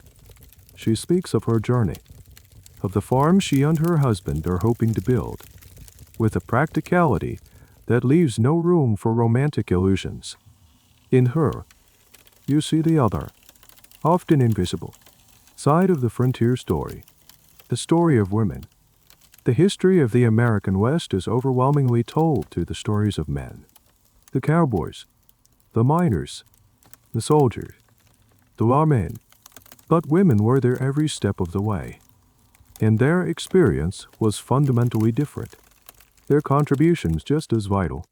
For every man who went west seeking adventure and fortune, there was often a woman who followed, or was brought along, into a world not of her choosing, trading her community of mothers, sisters, and friends for a life of profound isolation. You watch Sarah over the next day as she waits for her ride. She doesn't eat just sit idly. She insists on helping. She mends a tear in your shirt with a neatness you haven't seen in years. She takes one look at your sad little vegetable patch and immediately starts weeding and tending to it with an expert hand. She shows you how to make better use of your meager supplies, how to bake a decent loaf of bread in your crude oven, a skill you'd long given up on. She brings a sense of order and domesticity to your chaotic existence that is both comforting and deeply foreign. This was a reality for many frontier women. Their domain was the hull, the sortie, the log cabin, the wagon.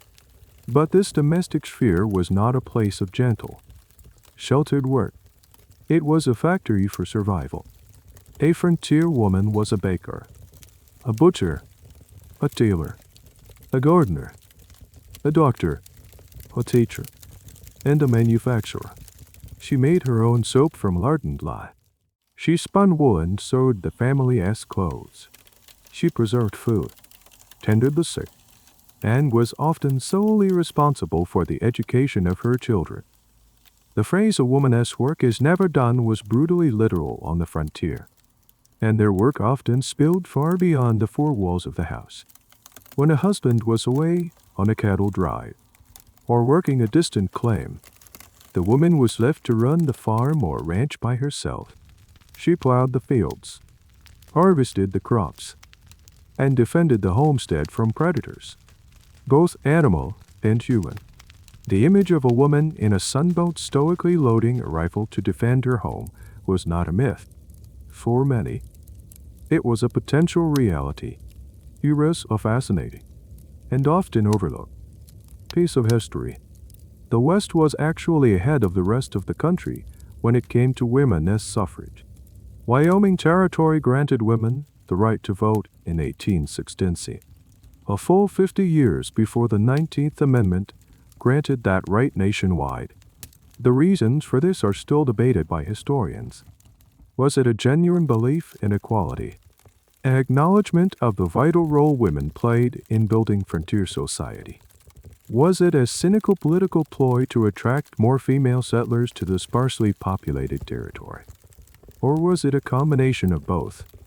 Whatever the motivation, it is a stark example of how the unique conditions of the frontier could challenge and change traditional social structures. The life of a woman on the frontier was also one of profound health risks. Childbirth, dangerous everywhere in the 19th century, was particularly perilous in a remote sod house with no access to a doctor or midwife. The mortality rate for both mothers and infants was tragically high. A simple infection could be a death sentence. Furthermore, the isolation took a heavy psychological toll. Women, often more socially connected than men in their previous lives, suffered intensely from the loneliness and the sheer, overwhelming emptiness of the prairie. The term prairie madness was often used to describe the depression, anxiety, and sometimes complete mental breakdowns that afflicted settlers, with some accounts suggesting it was more common among women. Sarah's connecting wagon finally arrives. As she prepares to leave, she thanks you for your hospitality. You thank her for the bread and the mended shirt. It is a simple exchange, but it feels significant. You watch her climb aboard the wagon, a solitary, resilient figure heading towards an uncertain future. or a brief stay has opened your eyes. The West wasn't just built by men with guns and ambitions. It was built by women with threatened needles, with seeds and skillets, with a quiet, unyielding strength that is rarely celebrated in the legend. The frontier was won not just in battles and barrooms, but in the million small, unrecorded acts of labor and endurance that took place every day in the heart of the frontier home. Sarah's departure leaves the way station feeling even emptier than before. Her brief presence reminded you of the world beyond this dusty patch of ground, the world of family and friends you left behind. A wave of homesickness washes over you, sharpened, powerful. You decide you must write a letter. You need to tell your family you're alive, that you're managing, that you think of them. It feels like a simple, necessary act of connection. You soon discover, however, that in the 19th century West, communication is anything but simple. You spend the evening composing the letter by candlelight.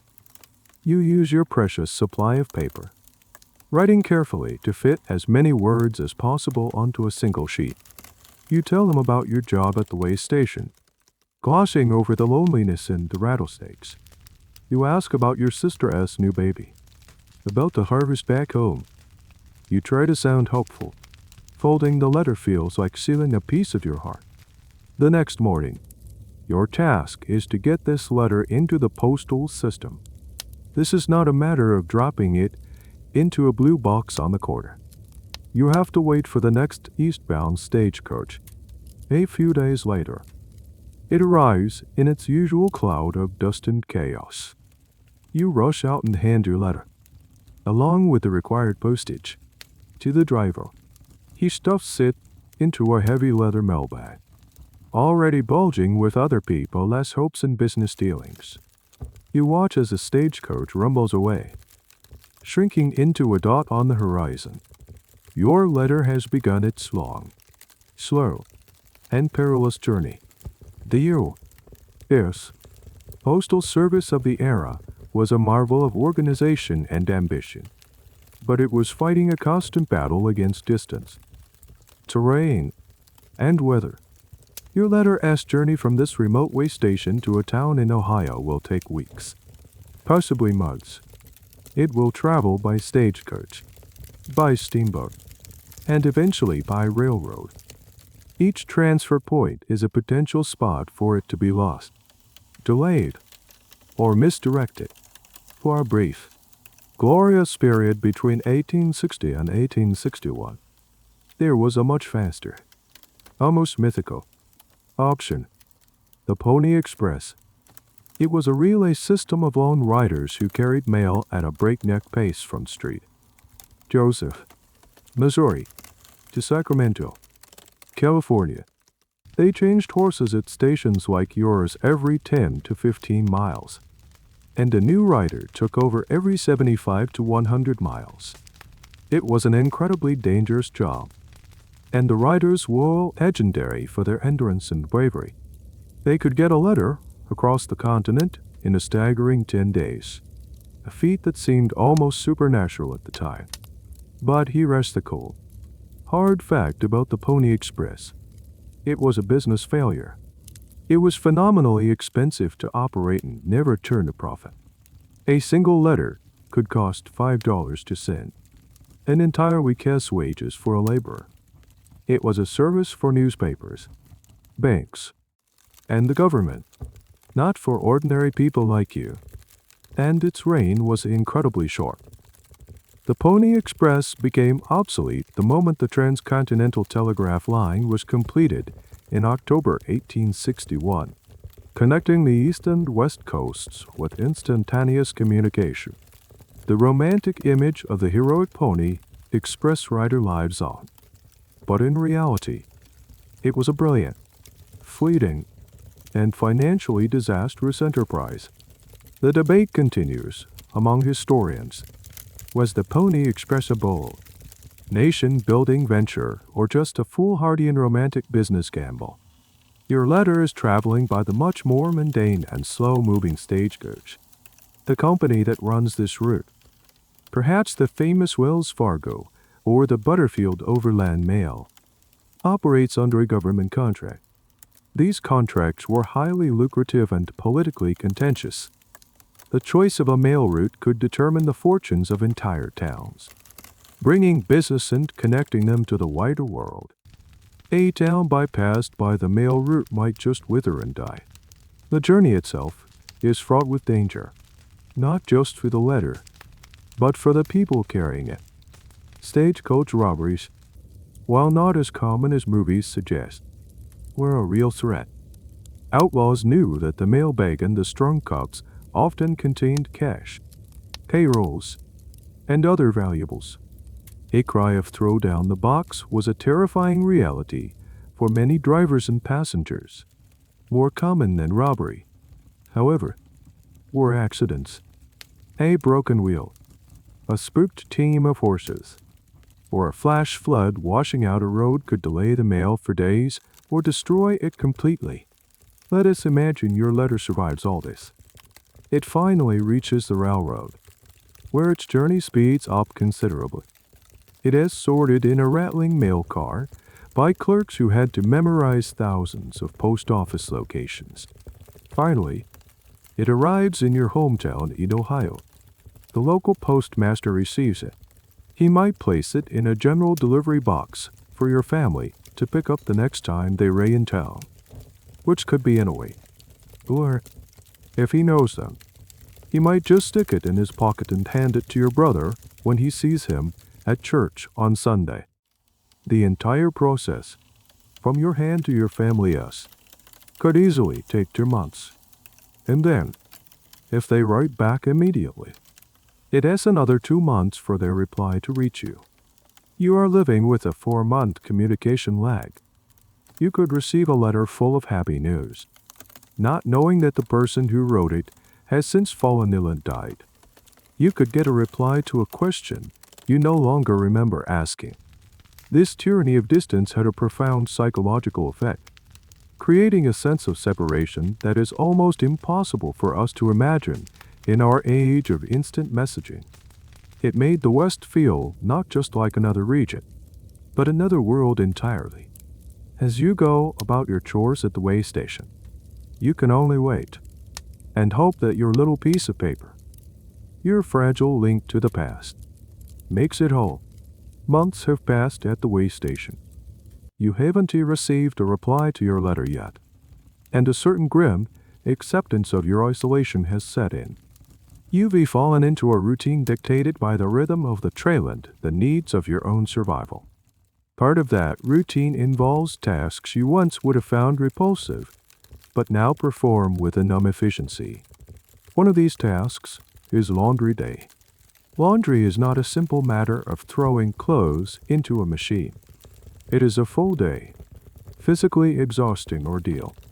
You have to haul water from the well, bucket by bucket, and heat it in a large iron kettle over an open fire. You scrub your filthy, sweat-stained clothes on a corrugated washboard with hearth, homemade lye soap that leaves your hands raw and red. Then you have to rinse them, wring them out by hand, and hang them on a line to dry in the relentless, dusty wind. The whole process takes hours and leaves you smelling of wood, smoke, and damp fabric. It is such a colossal chore that you do it as infrequently as possible, maybe once a month, if that. This brings us to a deeply personal and often ignored aspect of frontier life: hygiene, or, more accurately, the profound lack of it.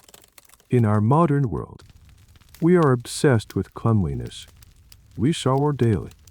We wash our hands constantly. We live in a sanitized bubble.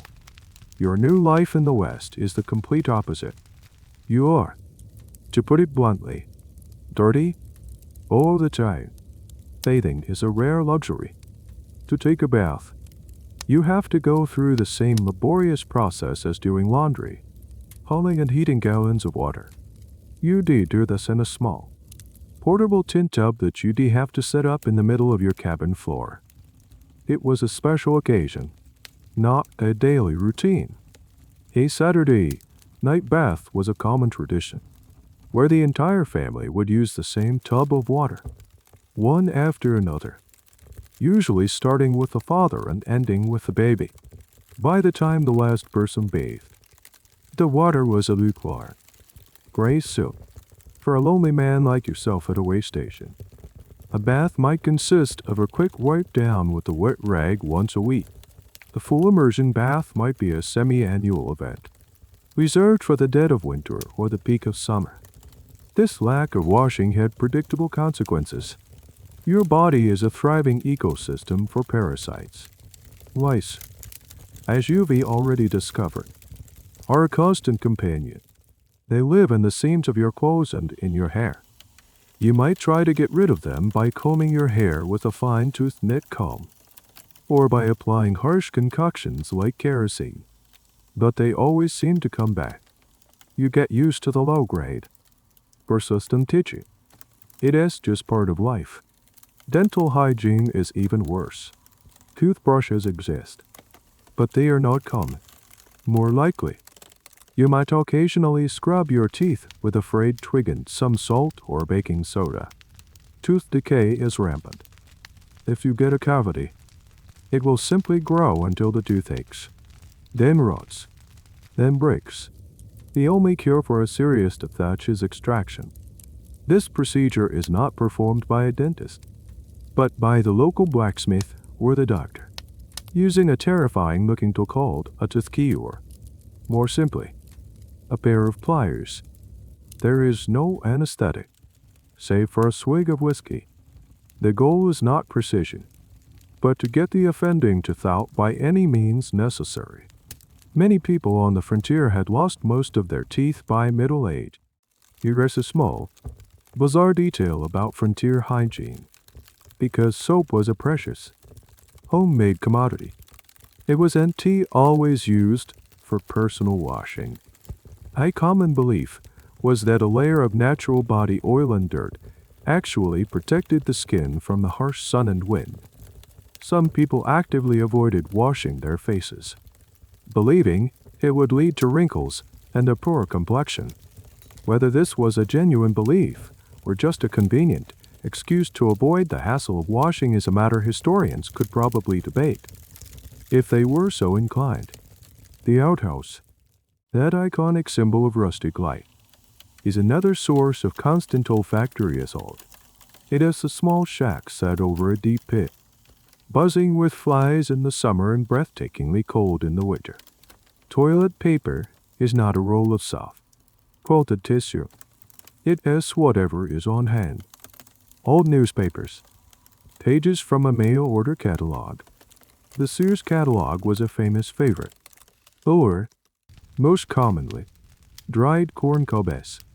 The experience is functional, but it is never pleasant. You become accustomed to smells you would have once found intolerable. The smell of stale sweat on your own clothes, the pungent aroma of the stables, the ever-present scent of wood smoke that clings to everything. Your sense of smell recalibrates. Clean no longer means fresh and sanitized. It just means the absence of an actively rotting odor. This constant state of grubbiness was because people were lazy or enjoyed being dirty. It was a rational response to a world where water was scarce, time was precious, and the standards were simply different. The effort required to maintain even a basic level of modern cleanliness would have been impossible. And yet, people found small ways to maintain dignity. A woman might keep one town dress carefully clean and pressed for special occasions. A man might take the time to shave with a straight razor before courting a lady. These small rituals of grooming were a way of holding on to a sense of civilization in a world that was constantly trying to drain you back to a more primitive state. As you finish your laundry, exhausted, you look at your cleanish clothes hanging on the line. A small, temporary victory in the never-ending war against dirt. One sweltering afternoon, as you are repairing a fence, you hear a new sound. It is not the familiar rumble of a stagecoach or the clatter of a freight wagon. It is a deeper, more powerful noise. a rhythmic sea huffing and a high, mournful whistle that carries for miles across the flat prairie. You climb onto the roof of your small cabin and look to the north. There, on the horizon, is a plume of black smoke. It is the railroad. You know, intellectually, that they were building the line a days right away. But seeing it, hearing it, feels different. It feels like the future has just arrived, and it is made of iron and steam. The construction of the Transcontinental Railroad was one of the most ambitious and transformative engineering projects of the 19th century. It was a monumental undertaking, a Herculean effort to bind the nation together with steel rails. For you, sitting at your lonely way station, that plume of smoke represents a profound and imminent change. Your entire world, the world of horse-drawn travel and slow-moving freight, is about to become obsolete. A few days later, curiosity gets the better of you. You ride out towards the construction line. As you get closer, the scale of the operation is staggering. You see a mobile city of tents, wagons, and makeshift shelters. Crawling across the landscape, thousands of men are at work. The process is a marvel of industrial age efficiency, a moving assembly line on a continental scale.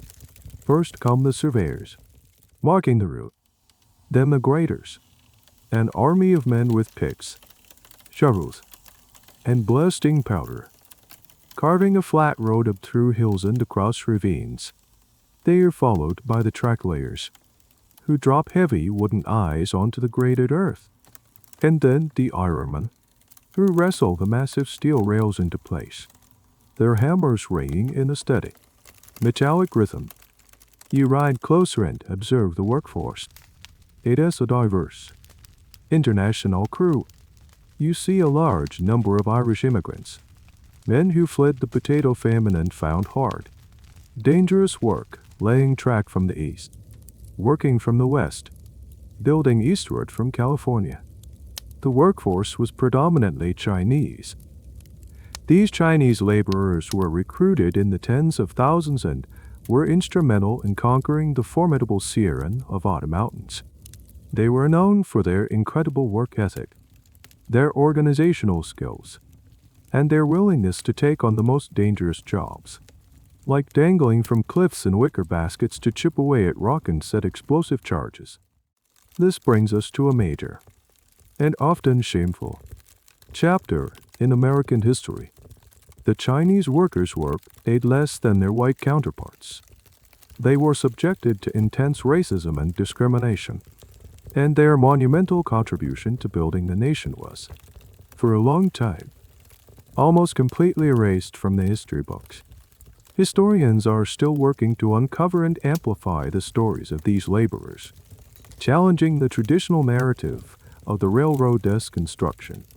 The question of whether the railroad could have been built as quickly, or even at all, without the skill and sacrifice of Chinese labor, is a crucial point of historical re-examination. The railroad brings with it a whole ecosystem of commerce and vice. Every few miles, a hell-on-wheels town springs up. These are temporary, prefabricated towns that follow the end of the track.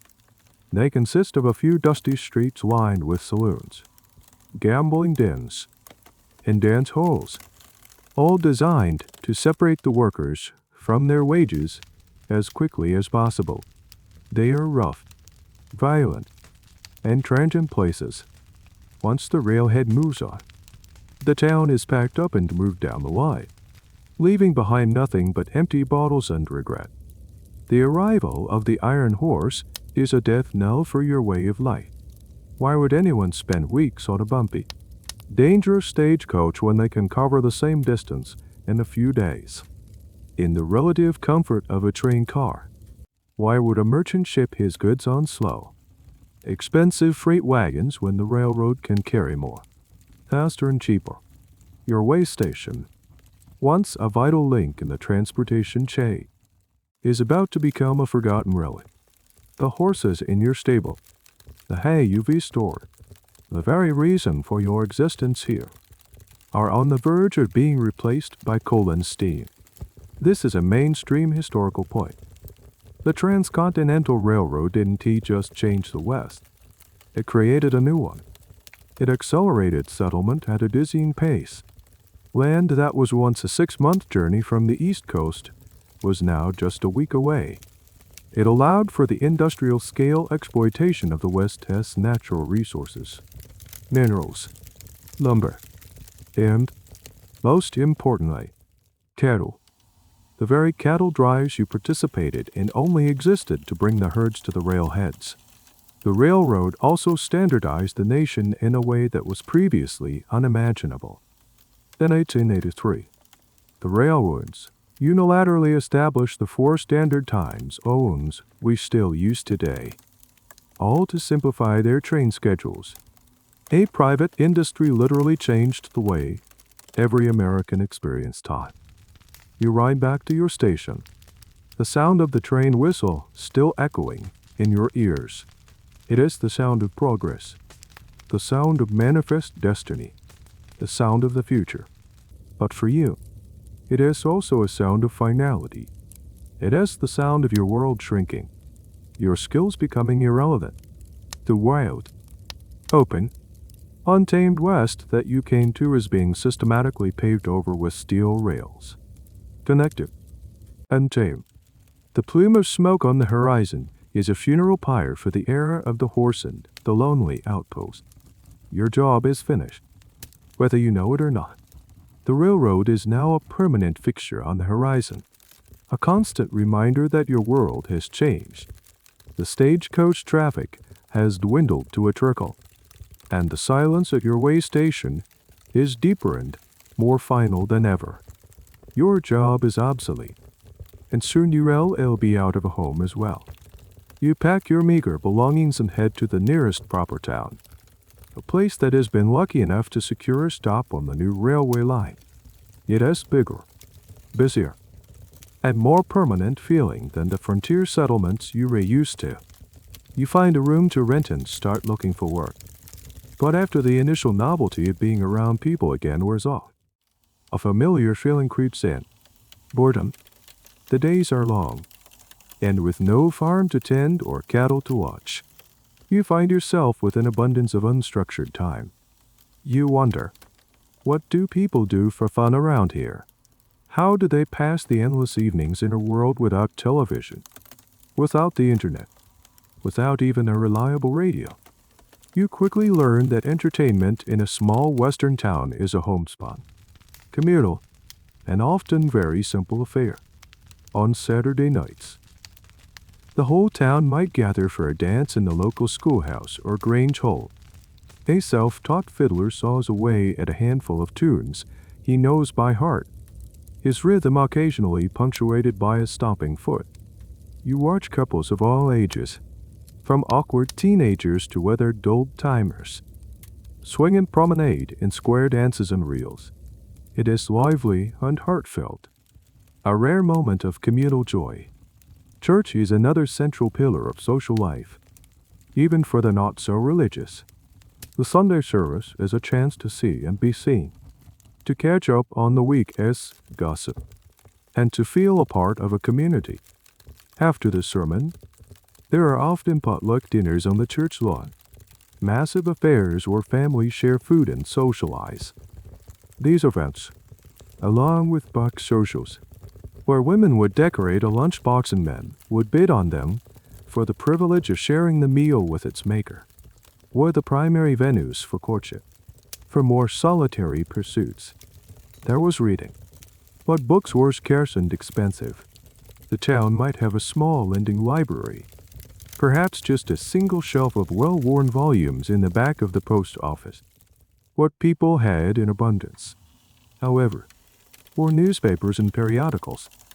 Even small towns often had their own weekly newspaper, filled with a mix of local news, agricultural advice, and sensationalized stories were printed from Eastern papers. But the most treasured reading material of all, the one that could bring a household to a standstill, was the mail order catalog. The arrival of a new catalog from a company like Montgomery Ward or Sears, Roebuck & Co. was a major event. These weren't just pamphlets. They were massive, sprawling books, hundreds of pages long, filled with detailed illustrations of every conceivable product. They were known as the Wish Book or the Big Book. Here was a peculiar fact that highlights their importance. For isolated families, the catalog was more than just a store. It was a textbook, a fashion magazine, and a window into the modern world. Children learned to read and do arithmetic from its pages. Women saw the latest fashions from Chicago and New York. Men drooled over new types of plows, harnesses, and firearms. The catalog showed you what was possible, what a modern life could look like. It was so integral to daily life that it is a subject of real historical inquiry. Academics study how catalogs shaped rural consumer culture and even influenced language and social aspirations. Was it a tool of empowerment, giving rural people access to goods and prices they could never find locally? Or was it a tool of homogenization, erasing regional differences and creating a national consumer identity? The consensus is that it was. Powerfully, both. You see this firsthand. You watch a family pore over a new Sears catalog with the reverence usually reserved for the family Bible. They don't just look for things to buy. They read the descriptions aloud. They debate the merits of different cream separators. They use the illustrations to dream. For people living in a world of brown, sodden gray dust, the colorful pages of the catalog were an escape. Beyond these simple pleasures, entertainment could get strained. Traveling shows were a popular diversion. These could be anything from a small Shakespearean troupe performing a butchered version of Hamlet in a barn, to a freak show exhibiting people with physical deformities, to a traveling professor giving a lecture on phrenology, the pseudoscience of reading a person's character from the bumps on their skull. People were hungry for any kind of novelty, any break from the routine. You find yourself passing the time sitting on the porch of the general store, watching the newly frequent trains come and go. A new form of passive entertainment. You play checkers with an old man who seems to be a permanent fixture there. You read last week's newspaper from cover to cover, including the advertisements for liver pills and courses. It is a quiet, slow-paced existence. You came west seeking grand adventure and thrilling danger. You've found, instead, that the dominant experience of the West, for most people, most of the time, was not excitement. It was a profound and inescapable boredom, punctuated by the simple, hard-won pleasures of a Saturday night dance or the arrival of a new wish book. You were starting to settle into the rhythm of town life. You've found odd jobs here and there, helping unload freight at the train station, mending fences for a local rancher. You were no longer a homesteader, a miter, or a cowboy. You were just a resident. One afternoon, while walking along the creek at the edge of town, you find an arrowhead. It is perfectly formed, chipped from a piece of dark flint, its edges still sharp. You turn it over in your palm. It is a beautiful, skillfully made object, and it is a sudden, stark reminder of a truth you have managed to mostly ignore. You are not the first person here.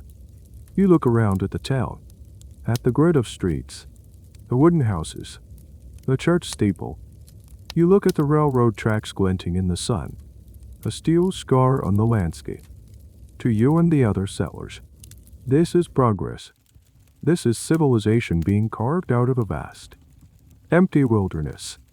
This was the core belief of manifest destiny, that this land was vacant, a blank slate waiting for you to write your story upon it.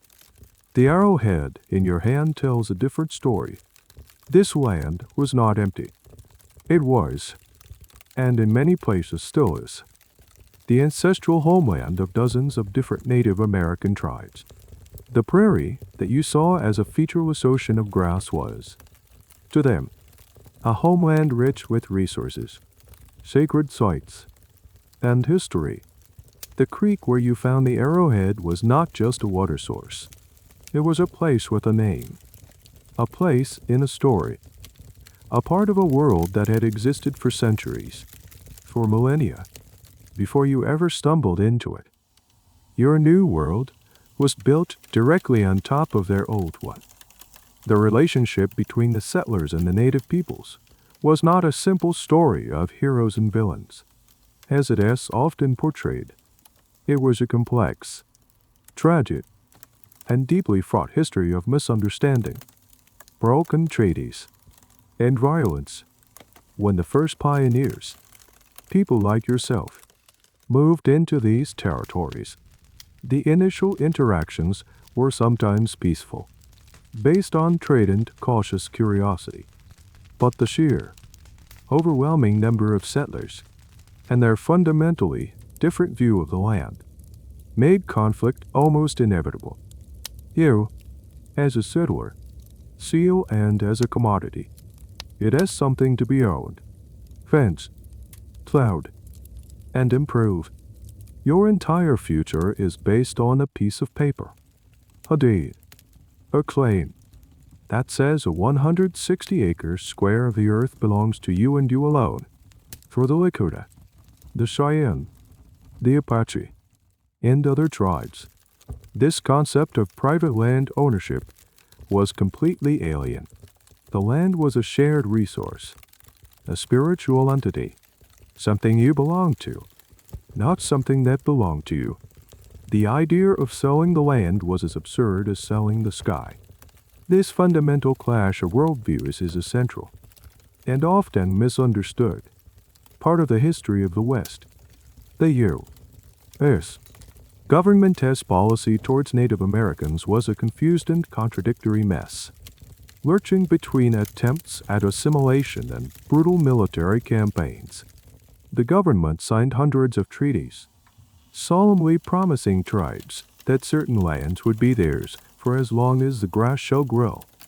Then, when gold was discovered, or when settlers demanded more land, these treaties were almost invariably broken. This legacy of broken promises created a deep and lasting distrust. Here is a specific, tragic example that gets lost in the grand narrative. The Sand Creek Massacre of 1864. A peaceful village of Cheyenne and Arapaho, led by Chief Black Kettle, was camped under the protection of the U.S. government. They were even flying an American flag as a sign of peace. A Colorado militia, led by Colonel John Covington, attacked the unsuspecting village at dawn, slaughtering hundreds of men, women, and children. It was an act of shocking brutality, condemned by some in the government, but celebrated by many settlers. Historians still debate the motivations behind such atrocities. Was it a calculated act of terror designed to clear the land for settlement? Was it fueled by racism, revenge for other conflicts, or political ambition? The answer is likely a horrifying combination of all of the above. Your presence, the very existence of your town, is a part of this process of displacement. The railroad that brings you supplies and connects you to the world is also the instrument that shatters the native way of life. It brings thousands of hunters who decimate the bison herds. It brings soldiers who can be deployed quickly to quash any resistance. It brings more and more settlers. A relentless tide that consumes land and resources. You look again at the arrowhead in your hand. This small object is not just an artifact. It has evidence. It has a testament to the people who lived here before the fences, before the deeds, before the trains. It has a symbol of a culture that knew this land in a way you never will. The Wild West was not wild because it was empty. It was wild because it was the site of a massive, often violent, cultural collision. The story of the taming of the frontier is also, inextricably, the story of the conquest of its original inhabitants. You put the arrowhead in your pocket, and the weight of it feels heavier now. Life in the railroad town continues, and you find yourself working for a prosperous rancher named McGregor. He is an ambitious man who saw the potential of the railroad early. Instead of driving his cattle hundreds of miles to Kansas, he raises them right here on the plains and ships them directly east. His ranch is vast, a sprawling empire of grass. One day, he tells you he'll be spending the next few weeks on a new project. Fencing, not a small wooden corral, but miles and miles of it. And I'll be using a new invention, a material that is about to fundamentally, underivably change the West forever. It is called barbed wire. The foreman unloads a wagon full of wooden posts and massive spools of this strange new wire. You handle it carefully. It has just 2 strands of wire twisted together, with sharp, star-shaped barbs clamped onto it every few inches. It looks deceptively simple, almost flimsy. Your job, along with a dozen other ranch hands, is to string this wire across the open range. It has grueling work. You dig post holes in the hard, sun-baked earth. You stretch the wire until it is taut as a guitar string, your leather gloves protecting you from its vicious bite. You hammer in the staples that hold it to the posts. Mile after mile, you and the crew crawl across the landscape, enclosing vast swaths of what was once a boundless sea of grass. You are, without realizing it, participating in the end of an era. The invention of barbed wire, patented by Joseph Glidden in 1874, was as revolutionary as the cotton gin or the mechanical reaper. Before barbed wire, there was no practical way to fence the vast, treeless plains. Wooden fences were impossibly expensive due to the scarcity of lumber. Stone walls were out of the question. Smooth wire fences Cowden hold back a determined longhorn. The open range was, by necessity, open. This is what made the great cattle drives possible. Cattle from dozens of different ranches would graze together on public land, identified only by the brands burned into their hides. Barbed wire changed everything. It was cheap to produce, easy to transport on the new railroads, and incredibly effective. A few strands of it could contain thousands of cattle. For ranchers like McGregor, it was a godsend. He could now claim and control his grazing land.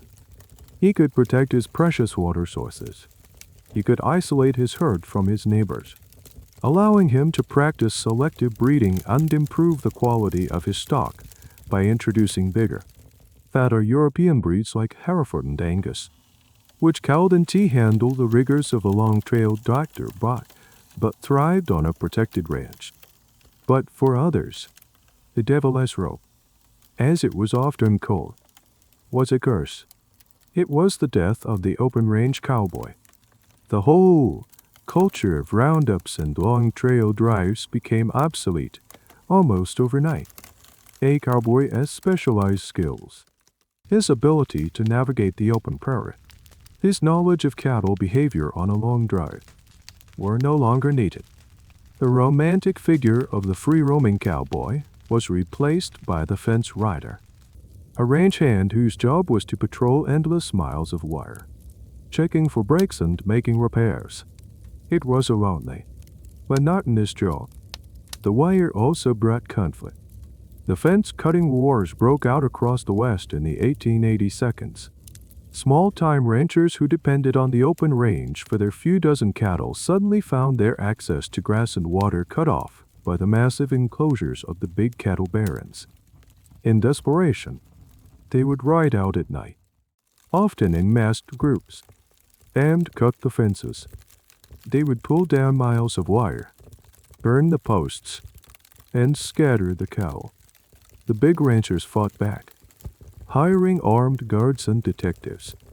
It was a low-grade guerrilla war, fought in the dirt, between the established powers and the small-timers who were being squeezed out. This conflict raises a fundamental question that historians still grapple with. Was the enclosure of the West with barbed wire an act of progress and order? Or was it a massive land grabbed by the wealthy and powerful? On one hand, it led to more efficient, modern ranching practices and helped stabilize the beef industry. On the other hand, it destroyed a traditional way of life and concentrated land ownership in the hands of a few cattle kings, displacing smaller operators and homesteaders.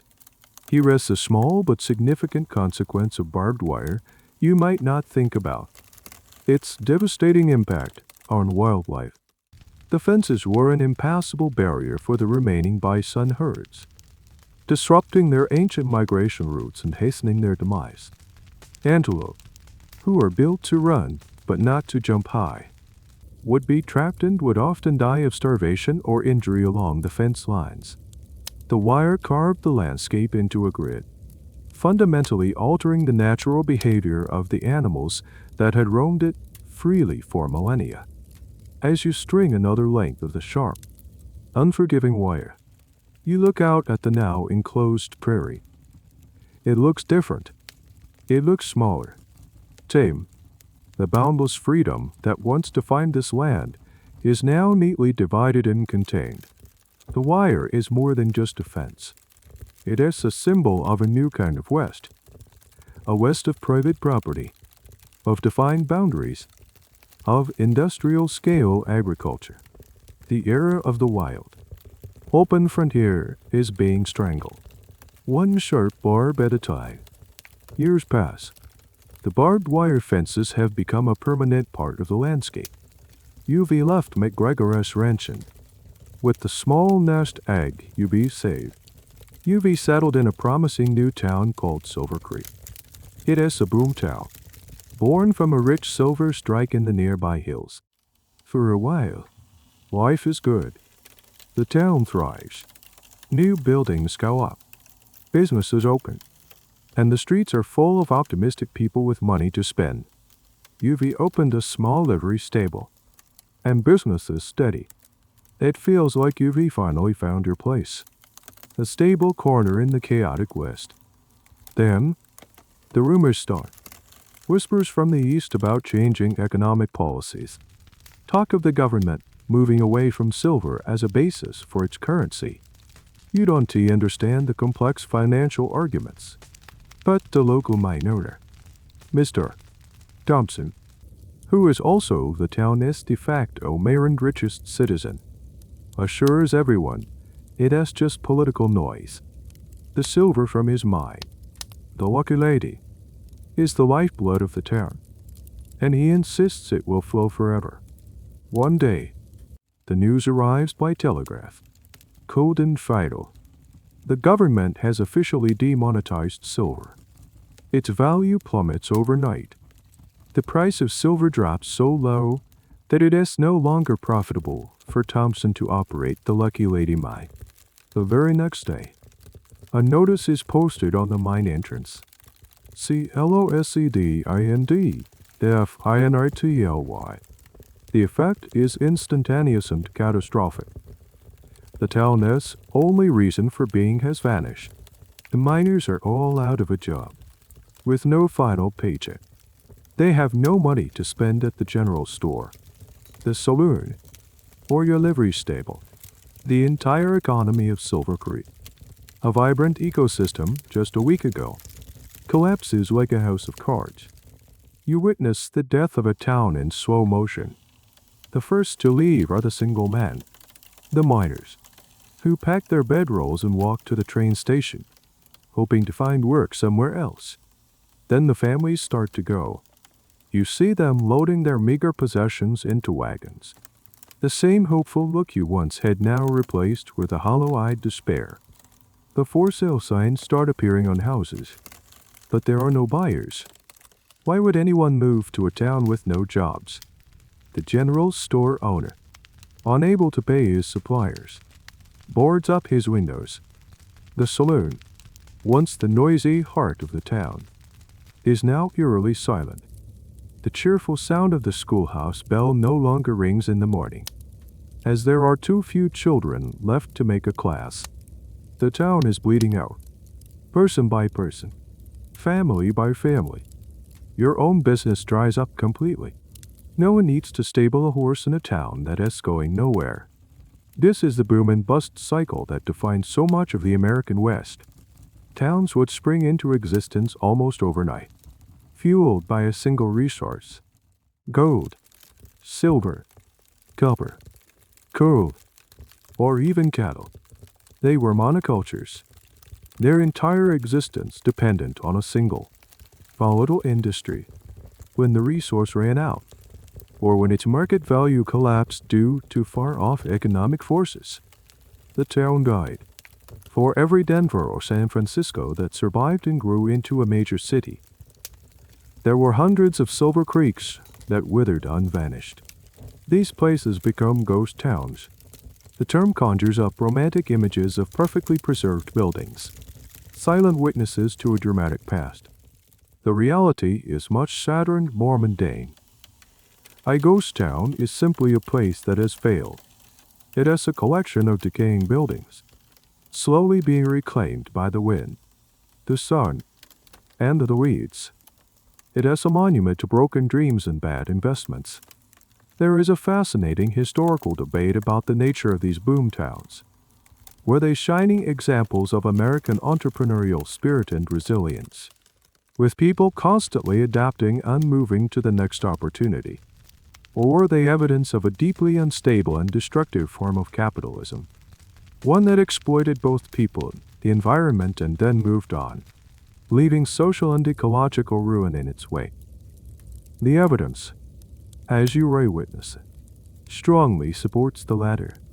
The people who truly profited from the boom were often outside investors and speculators from the East. The people left to deal with the bust were the ordinary workers and small business owners like yourself. A particularly poignant detail of a dying town is what gets left behind. People in a hurry, or lacking the means to transport everything, would abandon personal possessions. You walk through a deserted house and find a child dead doll lying on the floor, a stack of plates on the kitchen table, a half-finished letter on a desk. These are the small, intimate ghosts of the lives that were abruptly uprooted. It is a deeply unsettling experience, like walking through a graveyard where the tombstones are houses. You are one of the last to leave Silver Creek. You sell your stable for a tiny fraction of what you paid for it. You pack your few belongings onto your one remaining horse. As you ride out of town for the last time, you look back. The wind whistles through the empty windows of the main street. A shutter bangs rhythmically against a wall. The sign for the Lucky Lady Mine hangs crookedly. The town that was your great hope is now just a collection of wooden skeletons, a testament to the brutal truth that in the West, fortune is a fleeting, unfickle thing. You are adrift again, a man in his middle years with a history of failed ventures trailing behind you like a shadow. You find yourself back in a place like Abilene, a more established town, taking whatever work you can find. You feel tired, anonymous, and profoundly unheroic. Your life has been one of hardship, monotony, and disappointment. One evening, you are in a general store, waiting your turn, and you notice a brightly colored booklet for sale on the counter. It has a lurid cover depicting a handsome, square-jawed man with two pistols, standing over a pile of vanquished villains. The title is something like, Dead-Eye Dick, the Hero of the Plains, or the Cowboy Cavalier's Last Stand. It costs 10 cents. Out of a mix of boredom and curiosity, you buy it. Later that night, in your small, rented room, you read the booklet by the light of a single kerosene lamp. It is a dime novel, and it is the most ridiculous thing you have ever read. The story is set in a version of the West that you don't recognize, though you've lived in it your entire adult life. The cowboys in the book are not tired, dusty laborers.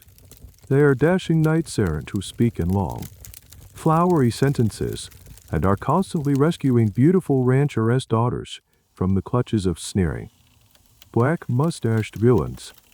The gunfights are not clumsy, terrifying affairs. They are elegant ballets of skill and bravery, where the hero effortlessly shoots the guns out of the hands of 6 bad guys at once. The landscape itself is transformed. The flat, monotonous prairie becomes a realm of majestic, sun-kissed plains. The brutal, gritty frontier towns are depicted as quaint, bustling hubs of adventure. The story describes a hearty frontier meal of succulent and roasted venison and steaming piles of fluffy potatoes. And you almost laugh out loud, thinking of the endless plates of beans and hardtack that have been your reality. This is how your life, your struggle, is being packaged and sold to a mass audience back east. The dime novel industry, which exploded in the second half of the 19th century, was the pop culture juggernaut of its day. Publishers like Beadle and Adams churned out hundreds of these cheap, sensationalized stories, creating a powerful and wildly inaccurate mythology of the American West. The writers were mostly hacks in New York City who had never been further west than New Jersey. They drew their inspiration not from reality, but from a handful of romanticized accounts and their own overactive imaginations. You, the sidebuster fighting for survival, have been erased. In your place is the heroic homesteader, taming the wilderness with a smile. You, the drag rider choking on dust, have been replaced by the free-spirited cowboy, singing songs under the stars. The complex, often tragic, history of Native American displacement is flattened into a simple, racist narrative of savage attackers and heroic defenders. The real-life figures of the West, lawmen, outlaws, scouts, were transformed into superhuman legends. A man like Buffalo Bill Cody, who was a real Army scout and bison hunter, was turned into a global superstar through these novels, and later through his own Wild West show, a theatrical extravaganza that presented a highly curated and fictionalized version of frontier life to cheering crowds around the world. There is a fascinating academic debate about the cultural impact of the dime novel. Were these stories just harmless, escapist entertainment for a newly literate working class? Or did they have a more profound, and perhaps damaging, effect on the American psyche? Some historians argue that these novels created a national mythology that justified westward expansion and glorified violence. They provided a simple, heroic narrative for a complex and often brutal historical process. They shaped the way Americans saw themselves and their nation as destiny. Here's a bizarre but telling detail. Real-life outlaws would sometimes try to live up to their own fictional person as. They would read the dime novels written about them, then try to emulate the dashing, heroic image the stories presented. The line between reality and fiction became incredibly blurred, with life imitating art that was a poor imitation of life in the first place. It was a strange feedback loop of myth-making. As you finish the last page of Dead I Did, you don't feel entertained. You feel a strange sense of alienation. The story has taken the raw materials of your life, the dirt, the sweat, the fear, the boredom, and twisted them into a cheap, shiny fantasy that has nothing to do with you. It has a story where the hardships are romantic, the violence is clean, and everyone gets what they deserve in the end. It is a comfortable lie. You blow out the lamp and lie in the darkness. The real West, your West, is a place of ambiguity and quiet desperation. It is a place where hard work doesn't always pay off, where justice is rare, and where the biggest challenges are not villains with black mustaches, but the weather, the loneliness, and the soul-crushing monotony. You realize that the most fantastic story of all is the one being told about you, without your consent, to a world that will never understand the truth. The legend is being born, and you are being written out of it. The dime novel you read has left a strange taste in your mouth. The next day, as you ray walking through town, you catch your reflection in the window of the general store. You stop and take a good, hard look at yourself. Who is this person staring back at you? The hero of the plains, Dead-Eyed, was described as wearing a fringed buckskin jacket, immaculate white Stetson, and boots polished to a mirror sheen. You look down at your own clothes. They are not the stuff of legends. They are the uniform of hard-won survival. Let us start with your shirt. It is made of a heavy, coarse wool. It is durable. It keeps you warm even when it is damp. But it is also incredibly itchy. In the summer, you might wear a lighter weight shirt made of cotton or linen, but it is still a rough, homespun fabric. The colors are muted, drab browns, grays, and a faded indigo blue. Brightly colored dyes were expensive and prone to fading. Your shirt is patched at the elbows, a repair you made yourself with a clumsy stitch, and the collar is permanently stained with a ring of sweat and dust. Over your shirt, you might wear a vest. A vest wasn't just a fashion accessory. It was a practical garment. It added a layer of warmth, and its pockets were invaluable for carrying small, essential items.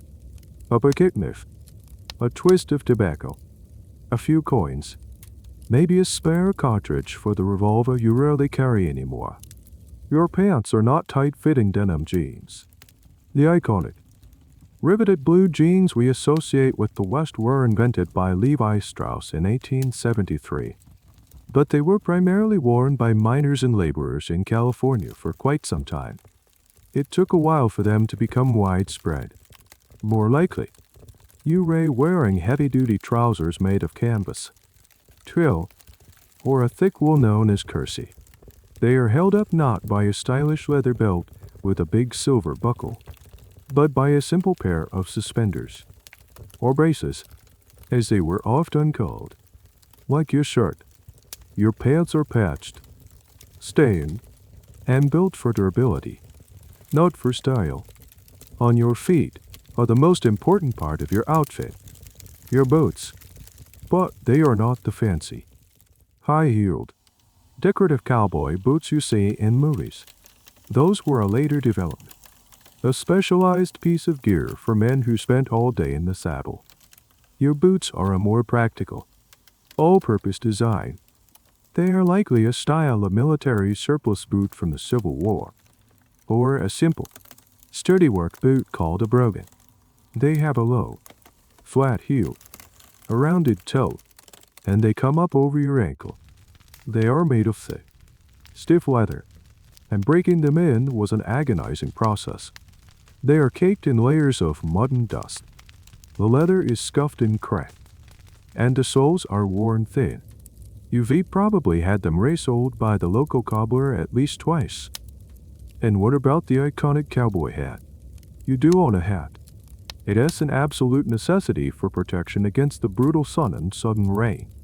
But it is probably not a pristine, white 10-gallon Stetson. The 10-gallon name, by the way, has nothing to do with holding 10 gallons of water. Historians debate its origin. One popular theory is that it is an Anglicization of the Spanish term gallon, which referred to the braid on a vaquero's sombrero, not a unit of volume. Your hat is more likely a battered, shapeless felt affair. It is stained with sweat. Its brim is limp, and it has probably been crushed, stepped on, and rained on more times than you can count. It is a tool, not a fashion statement. Here is a small, bizarre detail about frontier clothing. Underwear. You are likely wearing a union suit, a one-piece garment that combines a long-sleeved shirt and long drawers, with a button up front and a drop seat or access hatch in the back for practical purposes, it is typically made of red flannel, and you wear it for weeks or even months at a time, especially in the winter. It is warm, but it is also bulky and not particularly pleasant after a few weeks of continuous wear. Your wardrobe consists of this one set of clothes you're wearing, and maybe one other identical, slightly cleaner set for special occasions, like a town dance or a funeral. Clothing was expensive and had to be durable. Fashion was a luxury few could afford or even consider. The goal of your outfit was not to look good, but to not fall apart. It was a functional shell to protect you from the elements while you work. You look at your reflection again.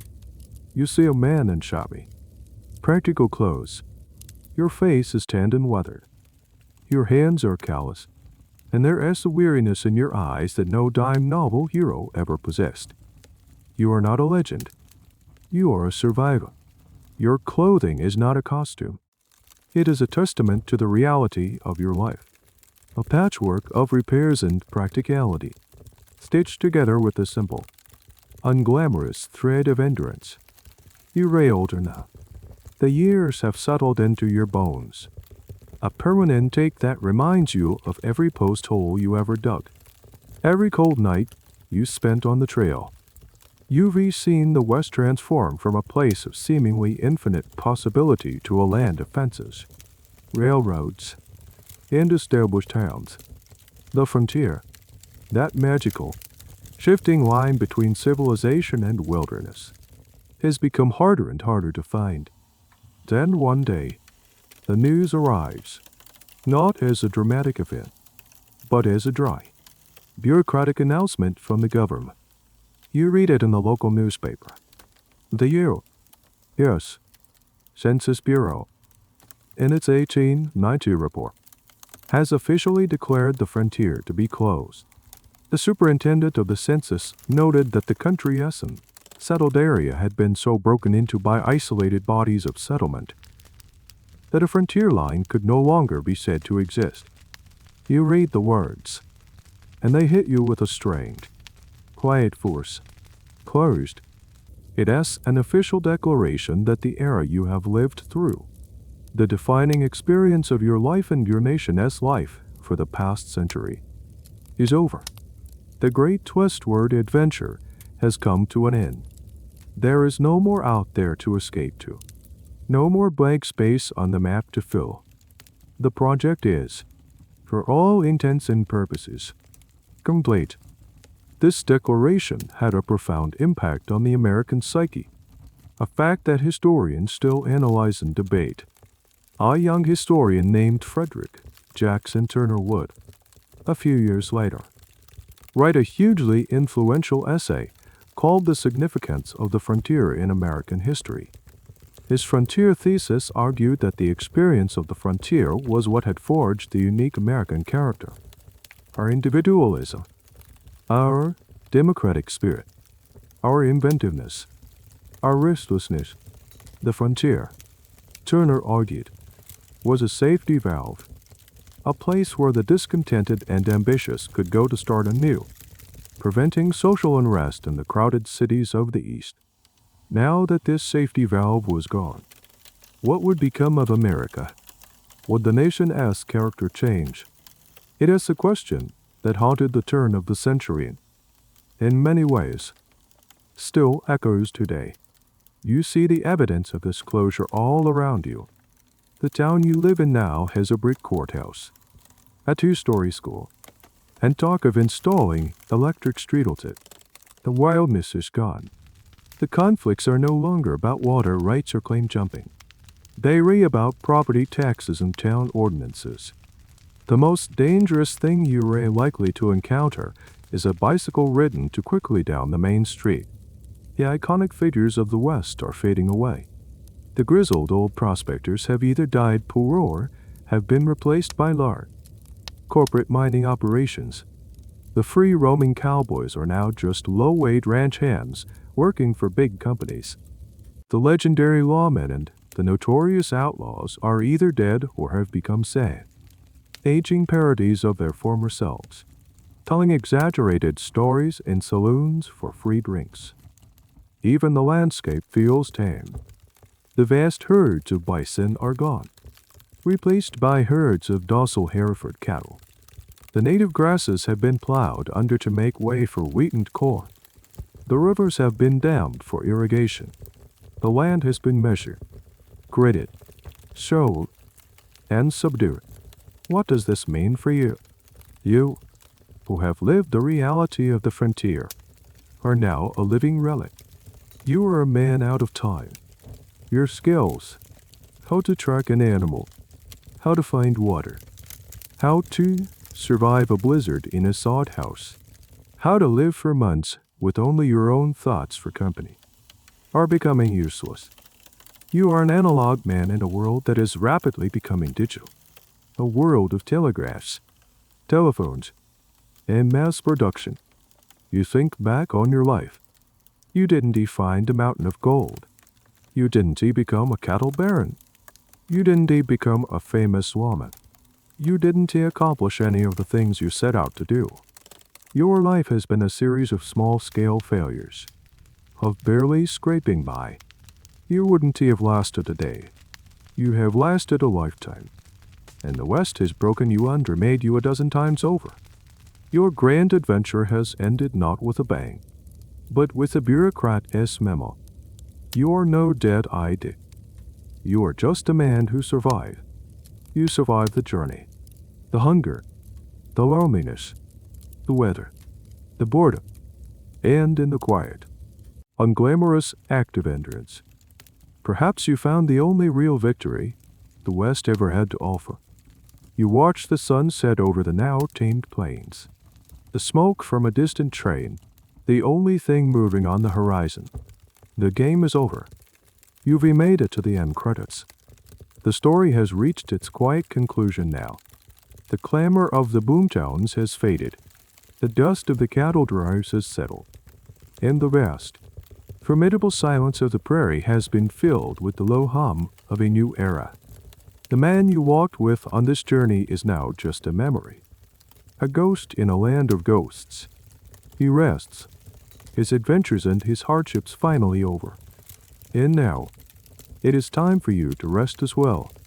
Let the gentle rhythm of your own breathing be the soft sound of a train carrying you away from that old, hard world. Feel the tension in your shoulders and your back begin to loosen, like a tightly wound rope finally being unspooled.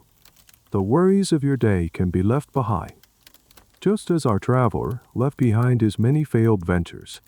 They are a part of your story, but they do not have to be carried into your dreams. Imagine the vast, star-filled sky of the prairie, a deep and peaceful blanket of darkness, dotted with the silent, glittering light of distant suns. There is no sound but the whisper of a gentle breeze through the dry grass. It is a silence that holds the weight of history, but also the promise of deep, untroubled rest. Allow yourself to sink into that quiet, into that darkness. Let your thoughts drift in slow, becoming as soft and indistinct as clouds in the moonlight. There is nothing left to do now. The journey is done. All that remains is to close your eyes and drift into the peaceful territory of sleep. The end of the article. Good night.